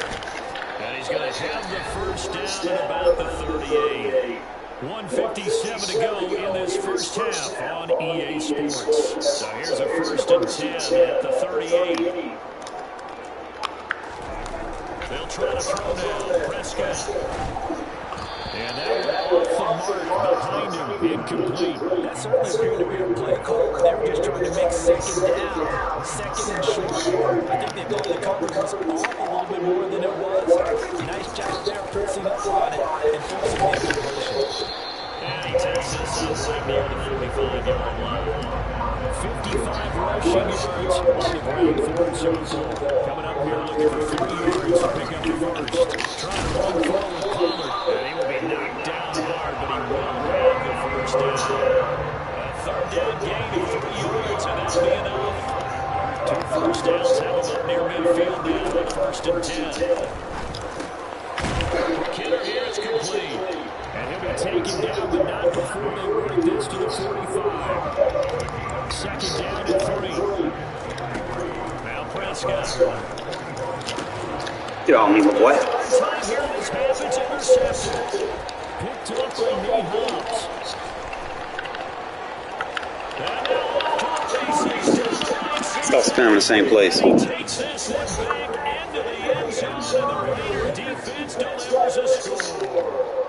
It just appeared there that the defense, they had that read from the moment that the ball was snapped.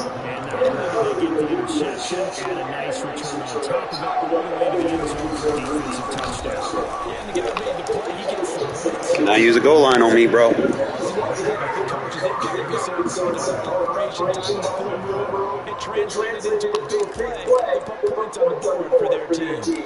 So they'll get another shot on offense following that pick six. And now the kick is away.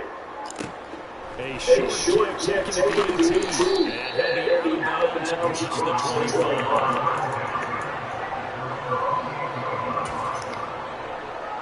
About set for this next drive of the Cowboys offense. And with a 3-score deficit staring him in the face, they might have to press the issue here and try to get points out of this drive. Hey, man, I get pressure. They certainly did a nice job jeopardizing. They're extending the play, hoping someone would come over downfield, but they never did. To throw again on second down. Prescott. Go ahead, down. The Cowboys signal for their third and final timeout. As they'll start with a little under 30 seconds to go in the first half of play. First down, Prescott. Wide open receiver. They'll get it inside the 20. A big play there just before halftime. 46 yards. Final play of the half. Prescott. And this has touchdown. Jake Ferguson as time expires in the first half. And the Cowboys are able to cut into this lead in the final seconds of the first half. CD, this is just an offensive explosion here in the second quarter. Thank you. Appreciate them points. He's at the 50. He's at the 30. 10. And he takes it all the way back. It's a part two, if you will. Step right backfires in a big way. That's it for the first half. Two more quarters to go. We'll have plenty more to see after the break.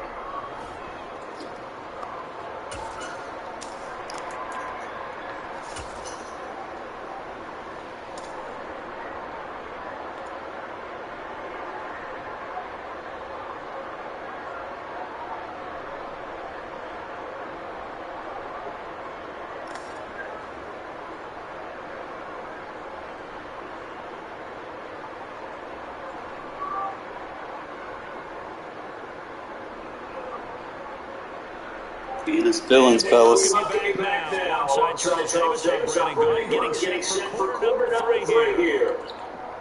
Broke his heart. Look at him. He don't even want to pick his play right now. It's ironic that that's your PSN name because you is straight garbage. Oh.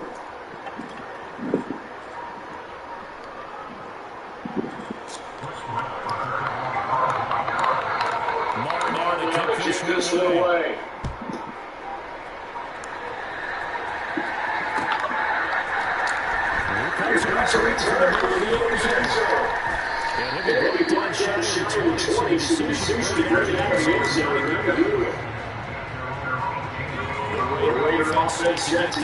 No, you can't be me, bro. You can't play a run defense from a dime like I can. Remember, I have Josh Jacobs, my guy. You're in a weak box.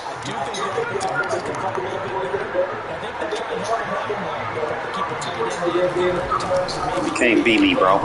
Oh, Moreau, what is you doing, bro? That's a touchdown. Come on, do better than that.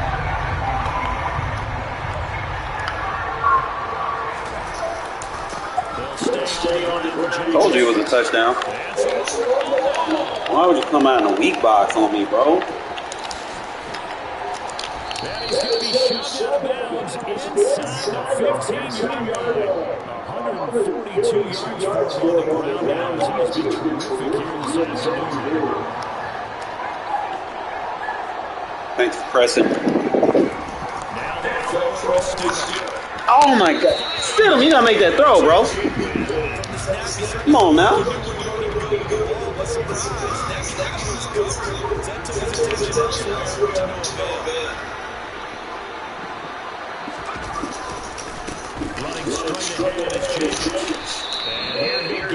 Oh, when they stack the box, man, I got a whole Josh Jacobs, bro. You cannot stack the box on me. You stack the box, guess what? I'm in gun empty, motherfucker. Who's laughing now?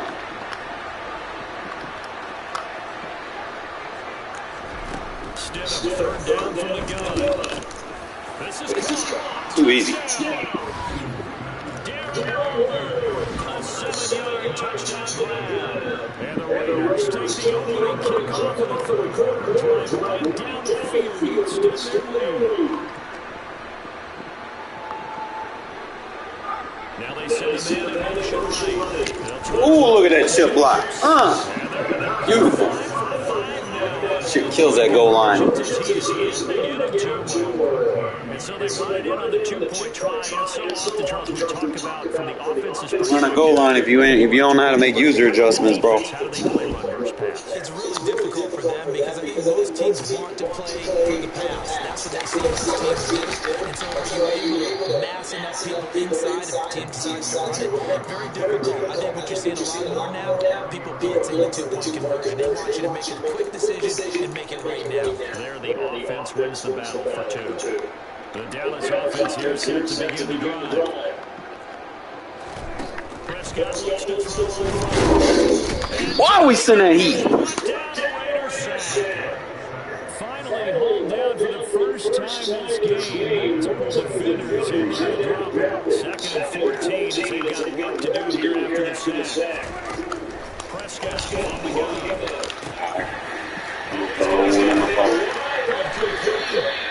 And they work this well upfield across the 35. Good work after the catch, going to net him 23 in the first.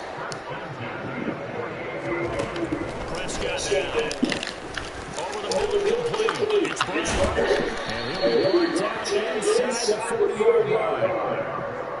You can see the time and effort they put into the passing game because it was evident right there. It looks like a simple catch and catch, but you and I both know that they have a plan for this. Now this one's complete downfield. Noah Brown, 39 yards. And the Cowboys are able to cut into that deficit. Now Mike McCarthy saying let's go for 2.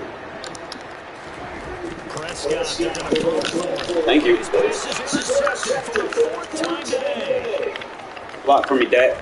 Thank you, Dak. You're a great blocker. 30, the 20. And he takes it all the way back. It's a big challenge, if you will, as head play backfires in a big way. I guess the last score wasn't enough. They're just giving me free points. And the hands team for the Raiders able to secure it. And that's why you have your hands team out there on the field. Those are the best guys ready to make that play.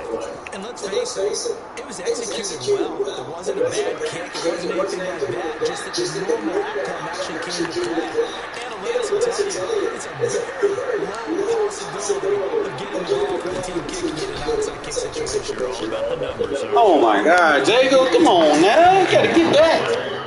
Throwing on first down, but this one winds up to be incomplete. Somebody had an open look beyond the first down marker to his receiver, but they just couldn't connect, and that was sending back to the drawing board. Adams the man in motion right. First throw now for the back of the car. And that'll be incomplete. That proves this drive's confidence in being confident in it as a touchdown. But incompletions on the first 2 throws have them huddling up and trying to figure out a big play here on 3rd down to get the momentum going again. They had the incomplete pass on 2nd down. Now they need a big play here on 3rd and 10. Running from the gun. That's a good one. And he's going to pull up a few yards short first. They get him to the ground at the 37. It's a 7-yard run, but it does bring up 4th down. So now in comes the field goal unit. Wow, this is no ordinary try here. The kick by Carlson is good, and that one extends earlier even further. 3 points stacked on this margin, getting more comfortable by the minute. And with the lead where it is, you can actually feel good about field goals. We talk all the time about scoring 6s, not 3s. But in this case, they're just looking to chew up some time and come away with points.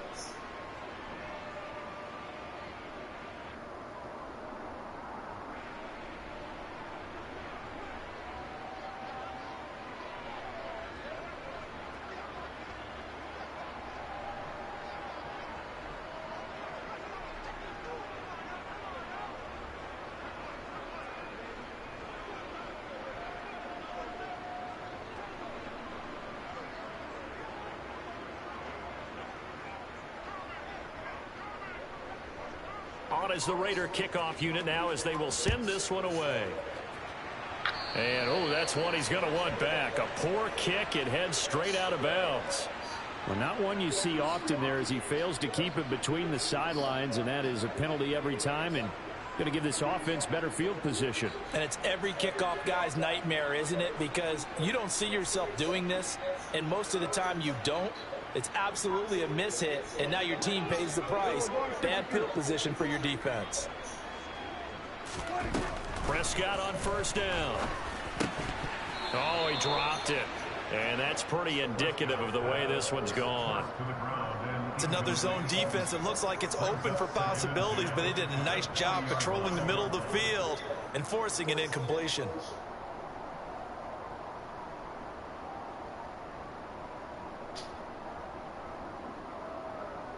Dallas, Texas is the spot, third quarter inside AT&T Stadium. Glad you're with us. 2nd and 10. And his pass is intercepted for the 4th time today. Picked off by Nate Hobbs. And the Raiders are going to take possession of the football.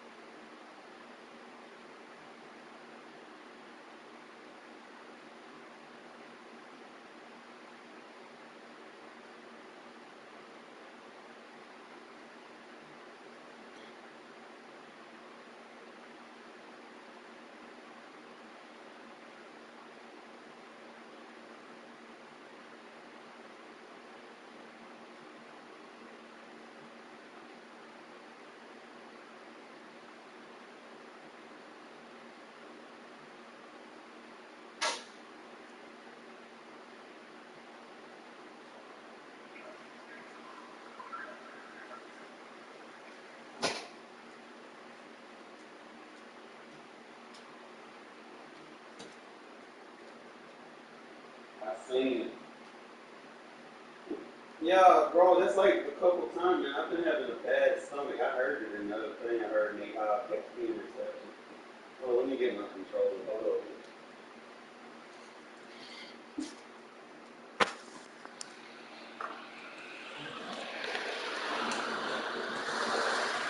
on. It really just, like you get a comfortable lead sometimes. You can do that. Like I was playing earlier. I was literally eating. I had put my stick down, bro, and I was just watching my AI play. Oh shit! Y'all wanna learn how to play run defense out of a dime without getting weak boxed?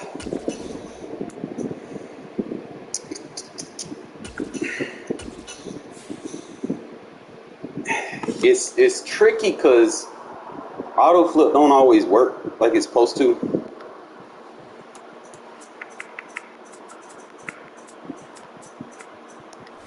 Like certain formations, you gotta flip it even if you have auto flip on, which sucks. But I'm gonna teach y'all.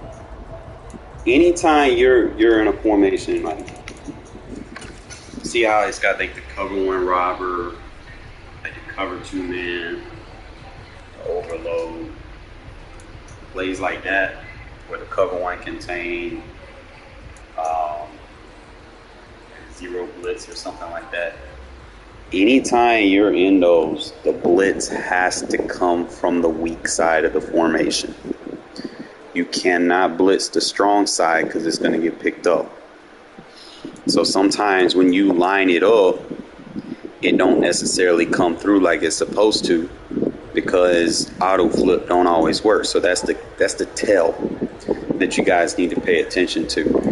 Mainly it's the default plays where the blitz comes from the left, like your cover two mans, your cover ones, some of your cover threes, I believe.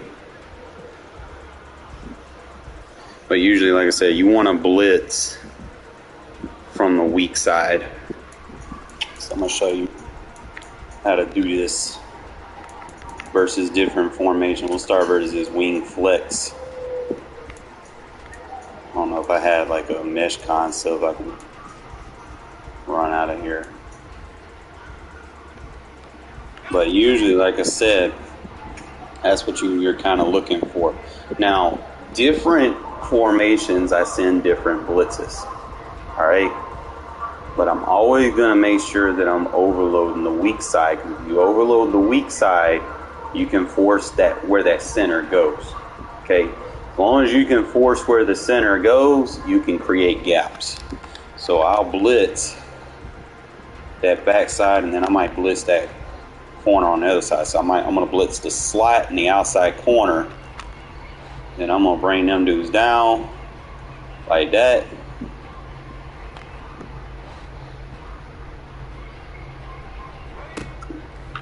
And just take, there's your pressure. I'll show you why. We're going to slow it down. When you blitz, it's not about having max coverage. Like these people that sit there and tell you they got a 3-man blitz and a 2-man blitz, don't listen to that shit. Okay, you're not blitzing if you're only rushing 2. Okay, you might be trying to get like some weird shit going on the front, you know, or you might be playing someone that's not adjusting, you know. But come on, man, there's no such thing as a 1-man, 2-man blitz. Let's not go there. If you're blitzing, you're sending more than they're blocking. That's what blitzing is by definition. So I'm sending 4 up front, and I'm sending the 2 corners. I'm sending 6. He's blocking 5. Okay, he's got 5-man route. You can see right there, you can't block all of them. See, that's a blitz. And the beauty about this is it's getting through before the check down routes open up. Like that's really what you want. When you're blitzing, if you can get in the backfield before any of those routes hit their cuts, then you pretty much got it set in stone. That's what blitzing is. Okay? You ain't got to sit there and have like I said, whatever you do on one side, you want to do on the other. So we're blitzing the slot corner, or we're blitzing the outside corner. That is a blitz. Okay? We just kept coming here. We'll take the inside away. Sometimes it might not get through. It's fine. We can always make an adjustment. So if I want to keep sending that dude, I might put a curl flat over there. If dude and man ain't going to do it, or I might blitz him and put a cloud, right? And do it that way. Just try different ways.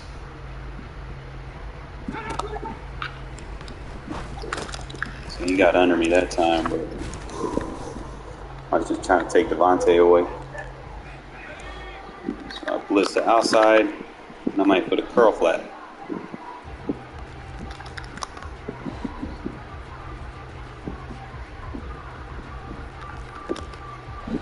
And I really just want to kind of watch Devontae with my user.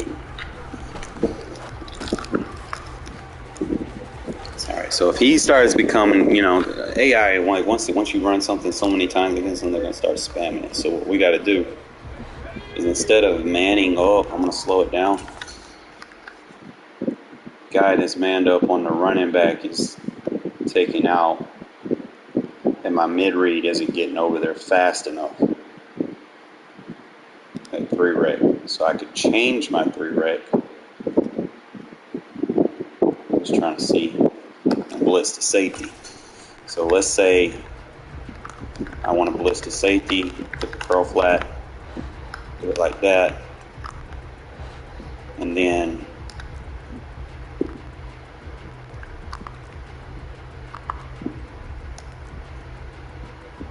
let's see if I put the bluff blitz on him. Let's see how that reacts. Yeah, that's better.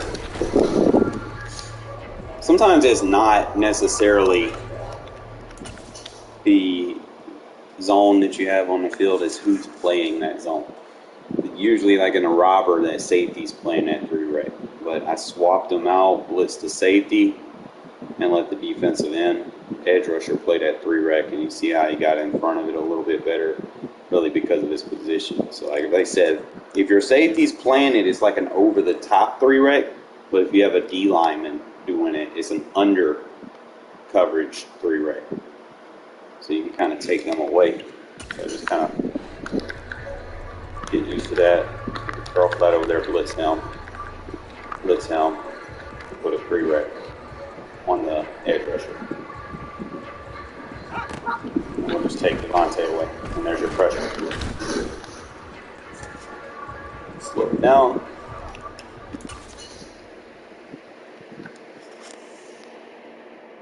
You see, bro, they're going to have to block somebody. Because if not, see how that safety comes through? Now, if you have a better safety, you know, I mean, pull them out is not necessarily the base. I used to have Jonathan Abram, and, you know, if I'd sent him like that, bro, he would have got like a strip sack fumble, but, you know, you just kind of work with what you got. See, the coverage was pretty good, and we still got pressure, you know. And that's what you want.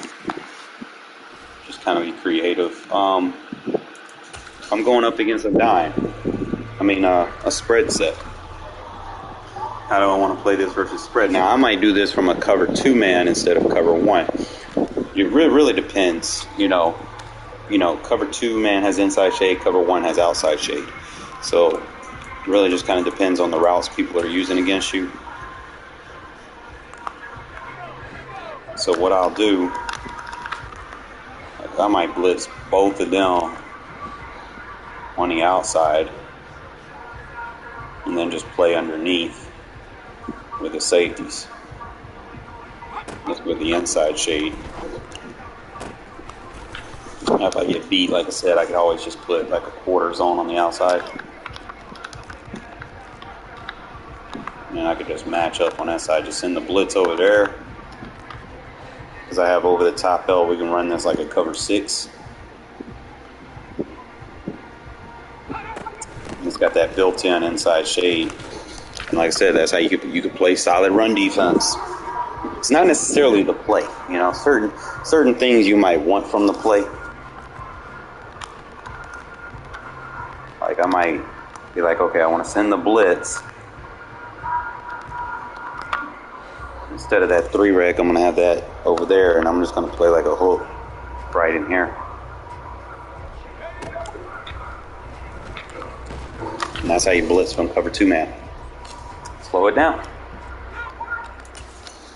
Because people, they don't pay attention to your user adjustments. They look at your recent play art, and that's how they do their play calling. You'll have them type of people, and then you'll have the guys that don't really pay attention to what you're doing. They're just running their little custom playbook the whole game, and they're just trying to spam a money play. And then they don't know what to do when you start getting pressure like this. And nobody gets picked up, you know. It's like you block 5, I'm sending 5. 1, 2, 3.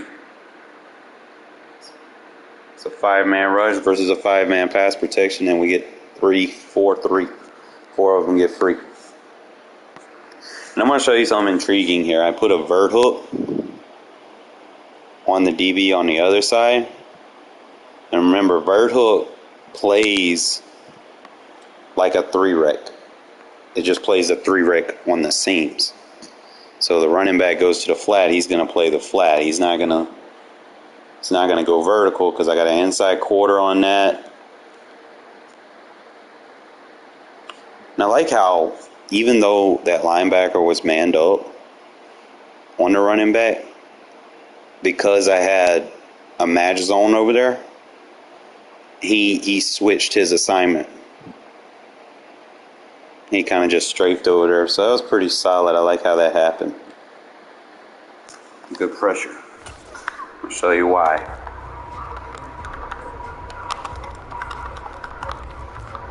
That's it. That's what it looks like. Hold on. Put that quarter on there.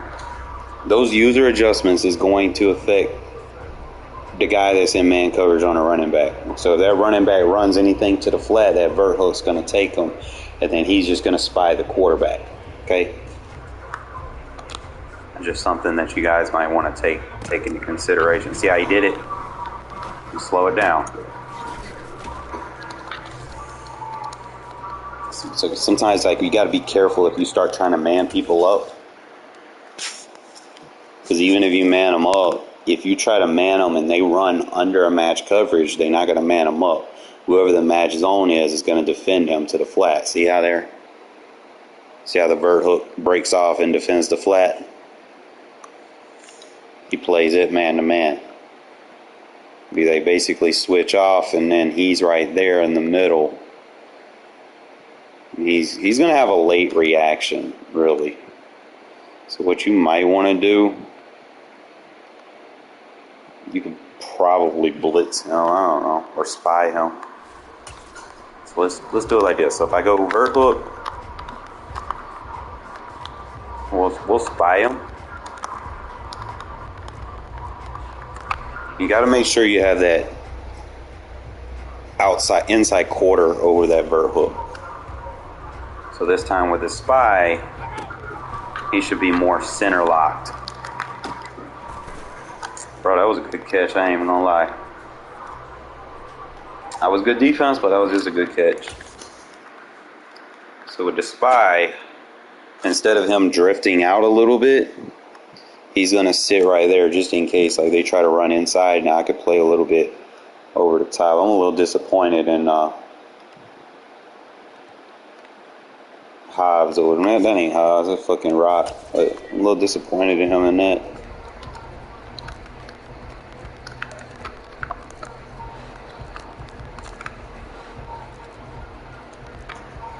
Just spy him. Set it up like that.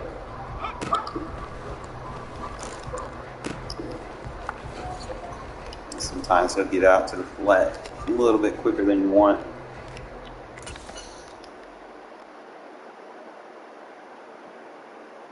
See, that time he didn't do it. Like he stayed with the tight end. Then he read it late, so I probably should have had a sauce ran it like a cover 2 on that side. So what we'll do is saw squat, vert hook, deep half, and then we'll have quarter. And then I can just spy him in the middle. So I can run it like a custom cover 6. And then send pressure over there like that. That should be a little bit better. Yeah. Rock, why are you not tackling today, bro? What's going on? So, run the cover 2 look, but set it up like a cover 6 with the spy. I mean, the blitz gets through. And obviously, if he's looking for a quick pass, we could probably. Man, I can win 2 in a row, bro. You're probably gonna have to do it for tomorrow, cause I think I got a stomach bug. That last game, bro, it's like my 4th time going to the bathroom today, and that shit didn't feel good. You just gotta kind of react a little bit, see. So the saw squad will play that perfectly. Vert's playing that. Probably, let me see. Let me run a quarter vert hook saw squat. And then we'll play the inside. Let me see how that plays.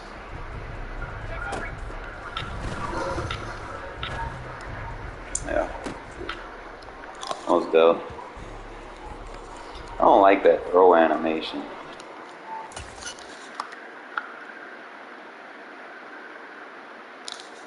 Probably should. Saw squat was good. I probably should have had a deep half.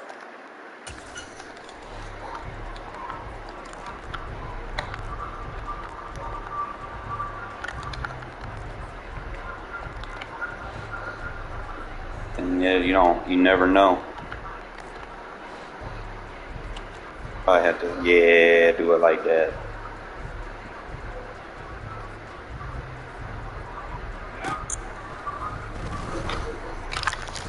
Good D, good D, good D, good D. I might start running some 200. That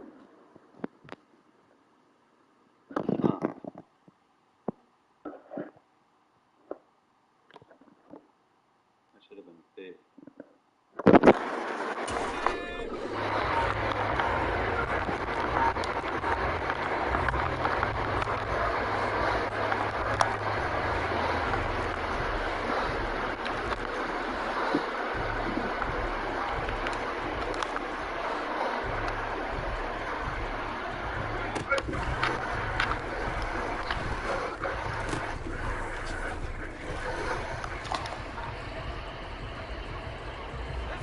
Yo.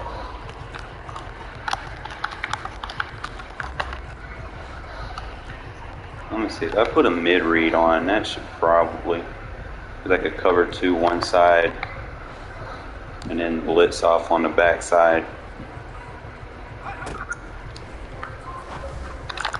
There we go.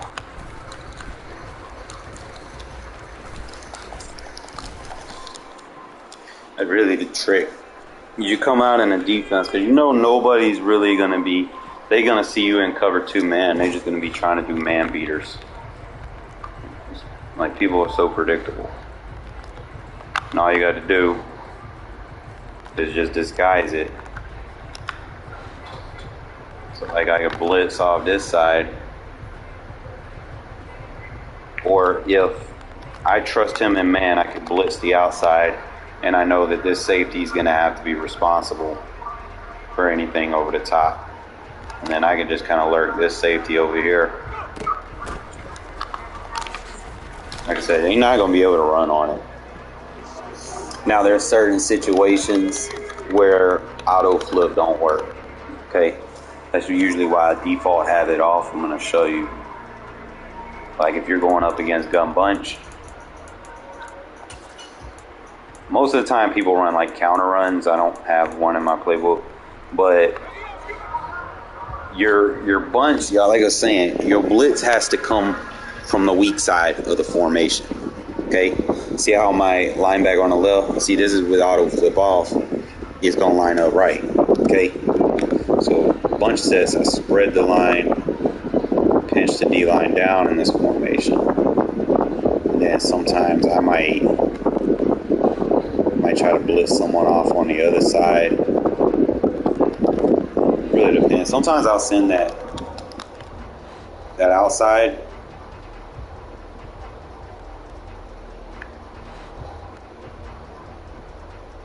Let's see. And there you go. You start to run. They can't weak box you. Like even let's say now, granted, don't do this if they're coming out like in a goal line. You'll probably run like a 3-4. But if they say they run like a strong pro, I'm gonna show you how to stop the run. Usually I'll send both of them. And I just want to cancel out. Like I might blitz the corner on that outside, and I just want to cancel out the cutback lane. I'm gonna blitz the weak side, and we're gonna play that run fit over here. I went for the hit stick. You can't hit stick Jacobs. I can't do that. I be forgetting sometimes. Jacob's a monster though. Alright, so what I'll do is I'll shade him inside and blitz him. If I want to set it up like a 3-3. Yeah. And that's how you don't get weak boxed. It's like you spread the line, shade him inside, blitz him, bring your 3 rec down, and then you could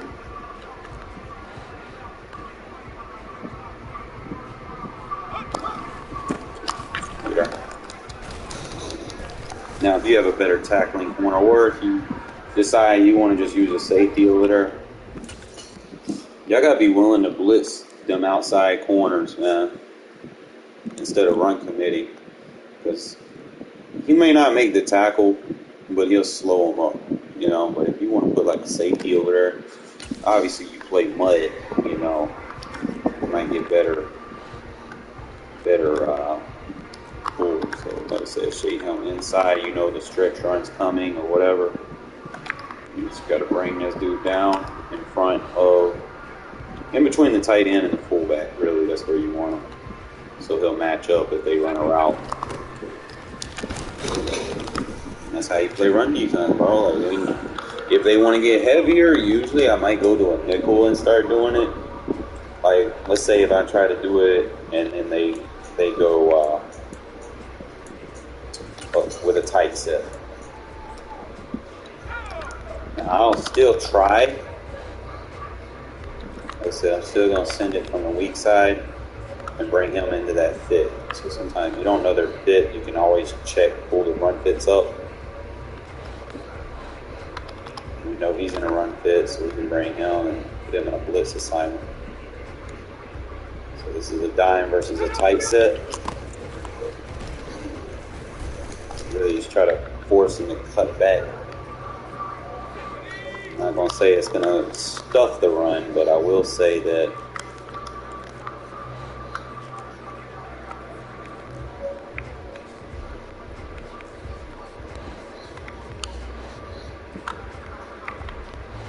and it'll look sweet, bro. Like you see something like that, you're like, oh man, that's easy, but it's really complicated because the offensive line don't know who to pick up. Look there. See, now if you can get a better corner on that side, you can probably get better. Jacobs is good. He's gonna break a corner, but just kind of give y'all the idea without run committing, you just blitz that corner over there.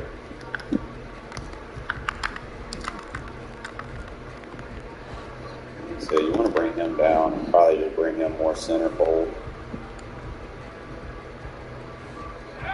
You don't want to, like if you're playing run defense, hey, there we go. If you're playing run defense, you don't want to bring, like I see too many people doing this shit, right? They do this. This is their number one mistake. I'm going to show you what you don't do. He said, you ever see people that do stupid shit like this? Like, they'll sit right here. They'll know the run's coming over there, but they're going to hover this gap. Watch this. This is why you don't do this shit. Your guy's not going to penetrate. Okay? Now, obviously, I set myself up for that one to make it stop. But your user isn't going to break off of alignment. Okay? That's really what I just wanted to show you. I blitzed the corner on that side, so yeah, he was going to get through. But if I didn't blitz him, then he would have got pancaked, and then that tight end would have pushed. He would have had a big run. Let me do it without setting my shit up, right? Like, you see these people that come over here and they try to, bring everybody down the line, bring the safety down to the line. It's not going to be, positive results for you. You're not going to make no play with it, okay? You don't want your best playmaker, your last line of defense, taking on an offensive lineman, okay? So usually, like I said, I'll blitz him. Sometimes I might shift that line over, bring him down.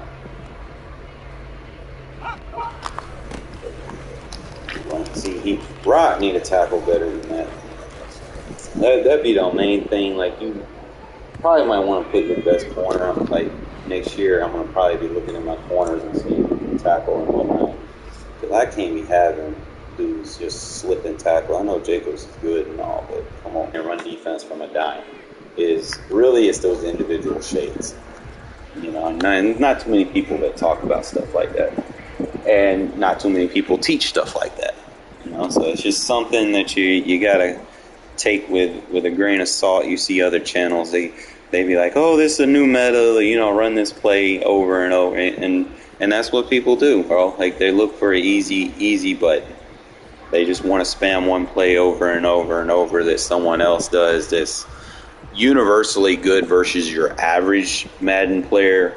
But if you play someone that sees it too much, and that's what's wrong with the Madden community, is you'll have too many of them people that copy paste and run the same exact defense, that eventually it's going to stop working. People are going to know what you're doing, because it doesn't take long before someone makes a YouTube video and tells you what everybody's adjustment is. You know, it doesn't take long. It's not hard to figure out. People are going to spam exactly what people tell them to do. Like I said, it's a bunch of followers, not enough leaders in this community, and that's what it is. You know, you come back, play Madden in the 90s before YouTube was even invented, before internet was even out, and then you go to a Madden tournament. Oh, it was real back then. I'm telling you, bro. Like, you really had to lab. You had to have a crew. You had to lab with your crew, sit down and play each other, and shit was like, bro. I think I went to a couple of tournaments like Dave and Buster's, and it was like a couple of like they don't want to watch a 4-hour stream. They want to watch a 2-minute video on the easiest thing to do. And here's the thing, man. There's a lot of these channels are basically just exploiting it for views, bro. Like, they're not out there trying to help you guys. They're just gonna tell you the dumbest shit. And if it's 5 minutes long, people watch it. They're not giving you a real defense. You know? They're like, hey, baseline, show blitz all your linebackers. Like, come on, man. First of all, if you baseline, show blitz, they cancel each other out. Why are you doing those? There's no point of doing that. Like, that's stupid stuff. Like, let me show you. These people be doing all these weird shits. Hold on, back out of this and choose some play.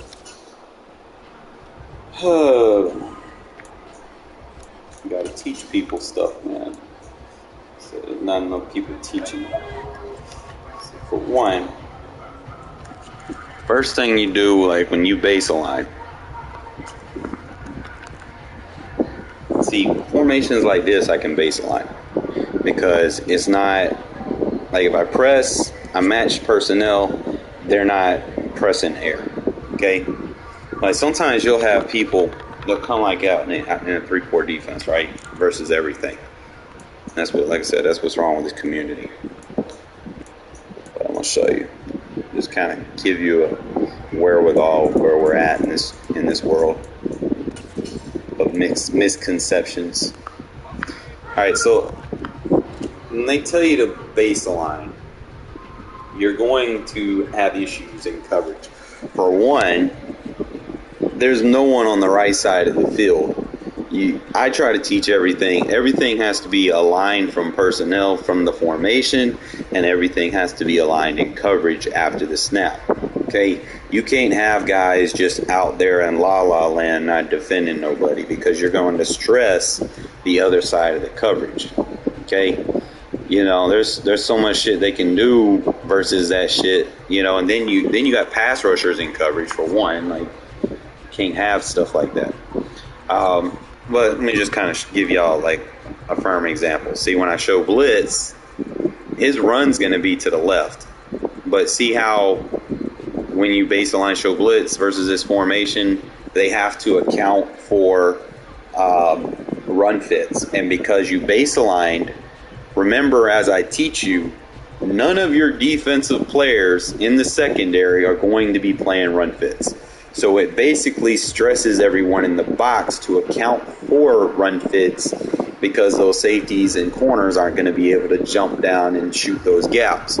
So formations like this where your edge is right here, but he's got to be responsible for the gap between the running back and the tight end on the outside.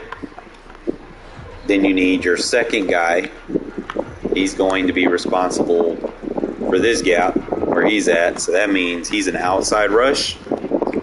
Okay. Then you move him. He's supposed to be responsible for a gap. So he's going to be inside A gap. He's going to be B gap. He's going to be an A gap. And he should be a B gap. And this should be your C gap.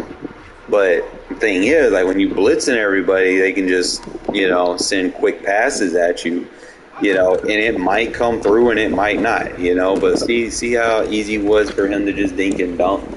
It's not always about blitzing every single time. It's like, y'all got to be creative with y'all blitzes. Y'all can't be basic, and it always starts from making sure that people aren't going to be running counter runs on you, trap runs. You don't want somebody to just have their way with your defense. You want them to earn their points. You want them to earn their drives. You don't want someone just, every time they get the ball, it's a touchdown, two, 3 plays. You don't want to get into them type of games. I've had plenty of games where I was in situations like that.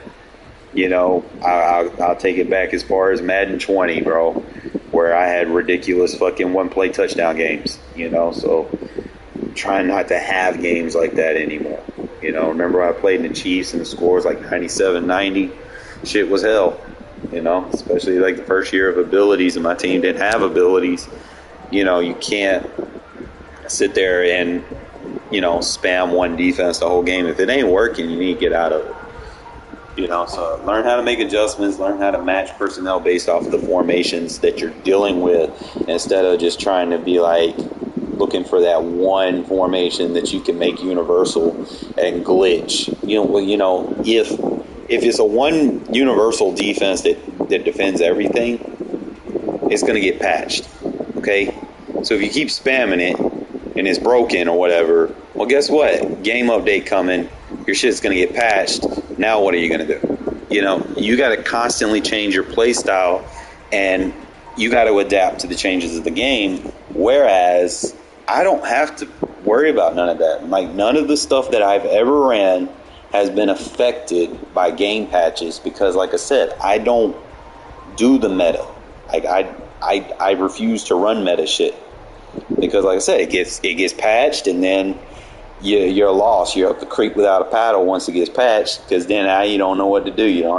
Like, blitzing is not hard, fellas. Like, don't stress yourself trying to be like some of these people that just spam the same play over and over and over again. Like, bro, if it ain't working, get out of it. Try to find something else.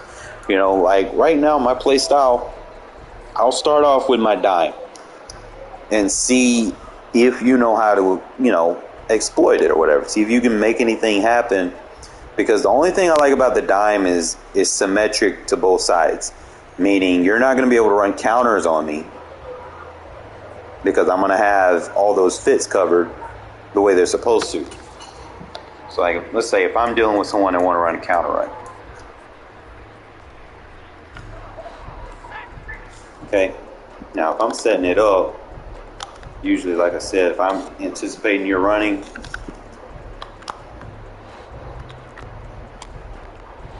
I'm going to blitz that corner on the outside, bring that safety down right there.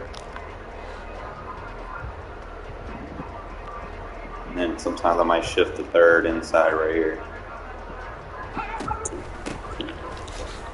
You're not going to run no counter defense. A lot of people see man coverage, they be like, oh, I'm going to run a counter on you. No, because see, like I said, you've got a tight end and a running back. I've got an edge rusher, a linebacker, a corner, and a safety on that side of the field. You're not going to get the advantage on the run fit, okay? Everything over here is matched up. I got 4 guys defending 3 guys on this side. I can slide a guy over. I'm not worried about it. You only have 2 receiving threats on this side of the field, and I got 3 guys that can guard that side of the field. I'm not worried about that if you're passing the ball. And like I said, hopefully next year we'll have better man corners, and I can get a little bit more creative or whatever it is I need to do. Like I said, you're not going to be able to run on this defense. It's just going to be it's going to flood you, like you can't run anything that needs to develop. That's why I like that 3-rec. Watch that 3-rec, how he comes outside and plays that outside run fit. You see that? And he tries to run that little trap run. See how the safety goes outside so the corner can cut back inside? That's why I like doing stuff like that, man. We know he's going to play that outside run fit. See? That's how we know. So you see that? So we know that that corner is not going to play a run fit. So we could be creative. We know he's going to play that. We can actually run a swap here. See, we're running like that. So that way they swap. And we'll just blitz him. So that's what it's going to be like. We know that safety's going to kick outside.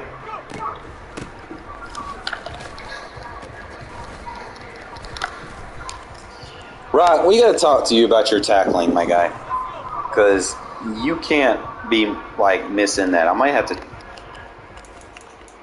do this. Like, I've been using them as my number 2, but you can't be missing tackles in practice mode, my guy. This play won't work. So what we'll do, we'll slide him down. We know he's going to play outside, so don't make him go too far over. So he's going to play the outside. We're going to swap him with the safety and blitz him. So he should be more of an inside gap. And then we'll just blitz him.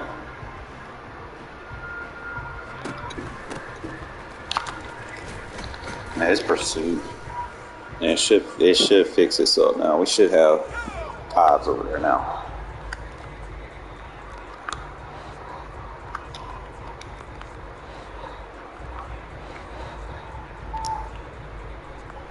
I don't know what's going on. My corner is not. There. Come on, Hobbs. Well, still, he got him to cut back. Or what I could do is I could focus on the running back. Let me see. Instead of worrying about the option, we could put the option on aggressive.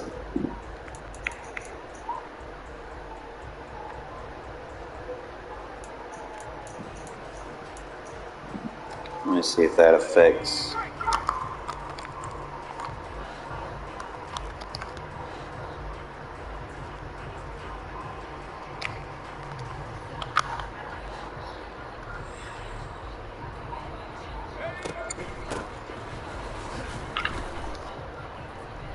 I might have to use her on, like, he there.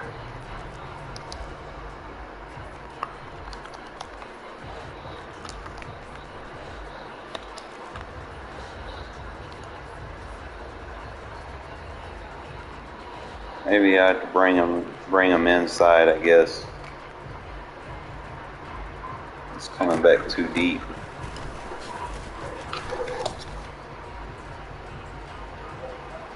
I don't know. Practice is a little different from game mode anyway. You know, you go into a game, they're going to play a little bit better on that. But y'all see me play enough. Y'all see that my run defense from my dime is pretty straight.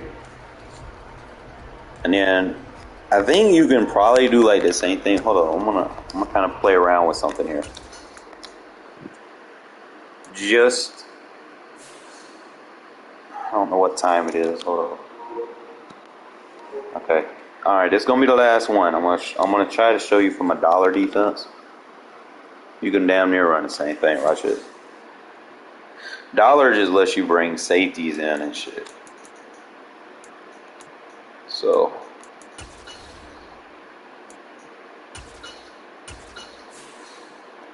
who has a dollar defense? Anyone know off the top of their head?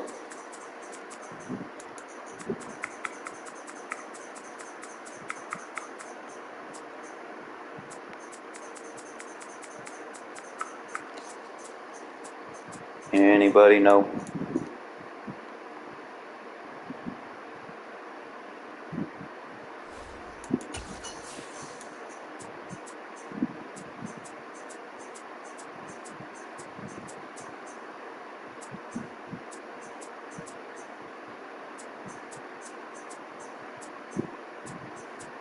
I'm gonna assume Kansas City does. Fuck it, we'll see.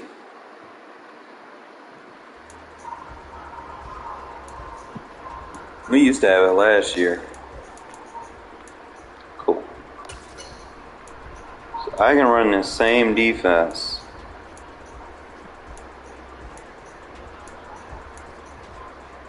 See, they got the robber press.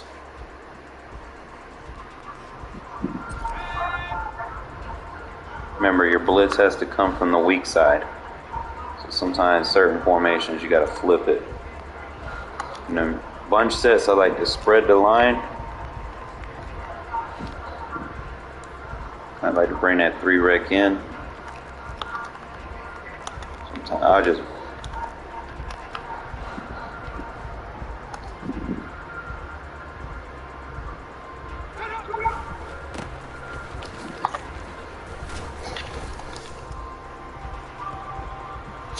so the only thing, like, trying to see. Remember, blitz has to come from the weak side. See? Like that. So you flip the play. And I'll spread the line, or see if I can nano it. Okay, so I won't get that animation that I get from the dime with moving the linebackers to the right. And then the pinch, I don't like the pinch for dollar. So you won't get those same alignments.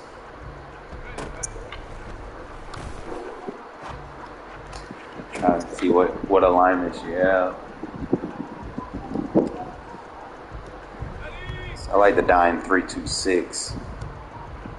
Alright, so your blitz should be coming from the weak side. So it'll be over here.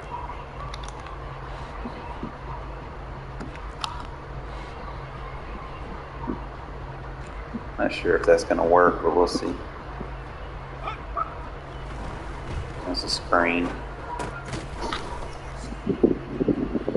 I don't need you to run a screen. I probably need to spread the line.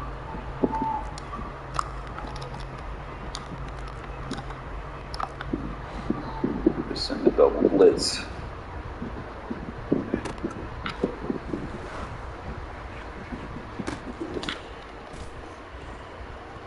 I don't like random plays. It's tough because every formation requires different adjustments, and then I see something, I'm like, oh, what's going on? Let me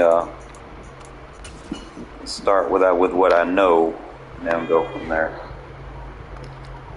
Like I said, I'm gonna blitz. Blitz got to come from the weak side. Then I can send the blitz from over there. And then he would have to play down right there.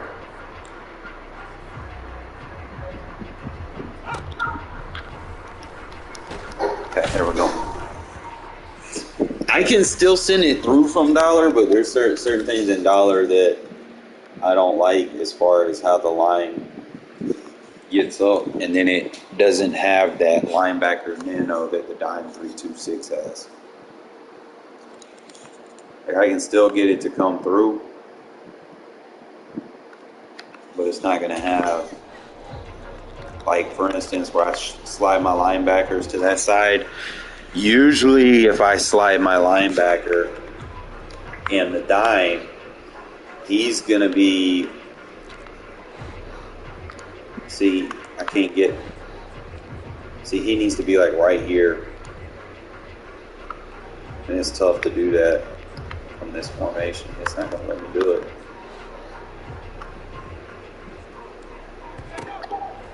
You can make a loop. That's nice. So I'd have to slide to the strong side. Okay. So that's slide to the strong side, blitz the linebacker, spread the linebackers, and then blitz the linebacker on the other side. You're going to have to bring him down. Might be able to get a loop. And 3-rec plays that slant beautifully. Slow it down, just look at it. Actually, 3-rec played the running back.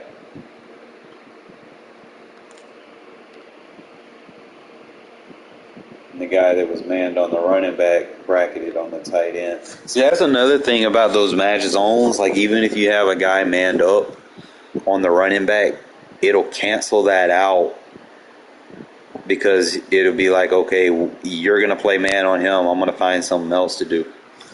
It's like y'all see the linebacker manned up on the running back, right? So if I spread him and bring him in, I don't even have to change the adjustment. They're basically going to swap their assignment. Okay. So the guy manned up on the running back is going to take the tight end, even though he's manned up on the running back. It's something that y'all might want to kind of pay attention to.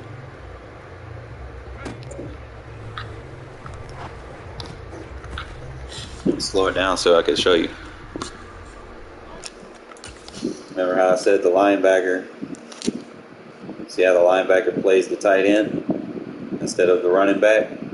See how the 3-rec safety plays the running back out the backfield?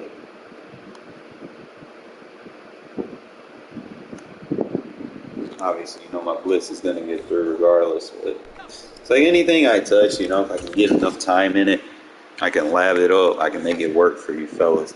Like I said, it's better if y'all need help with defense.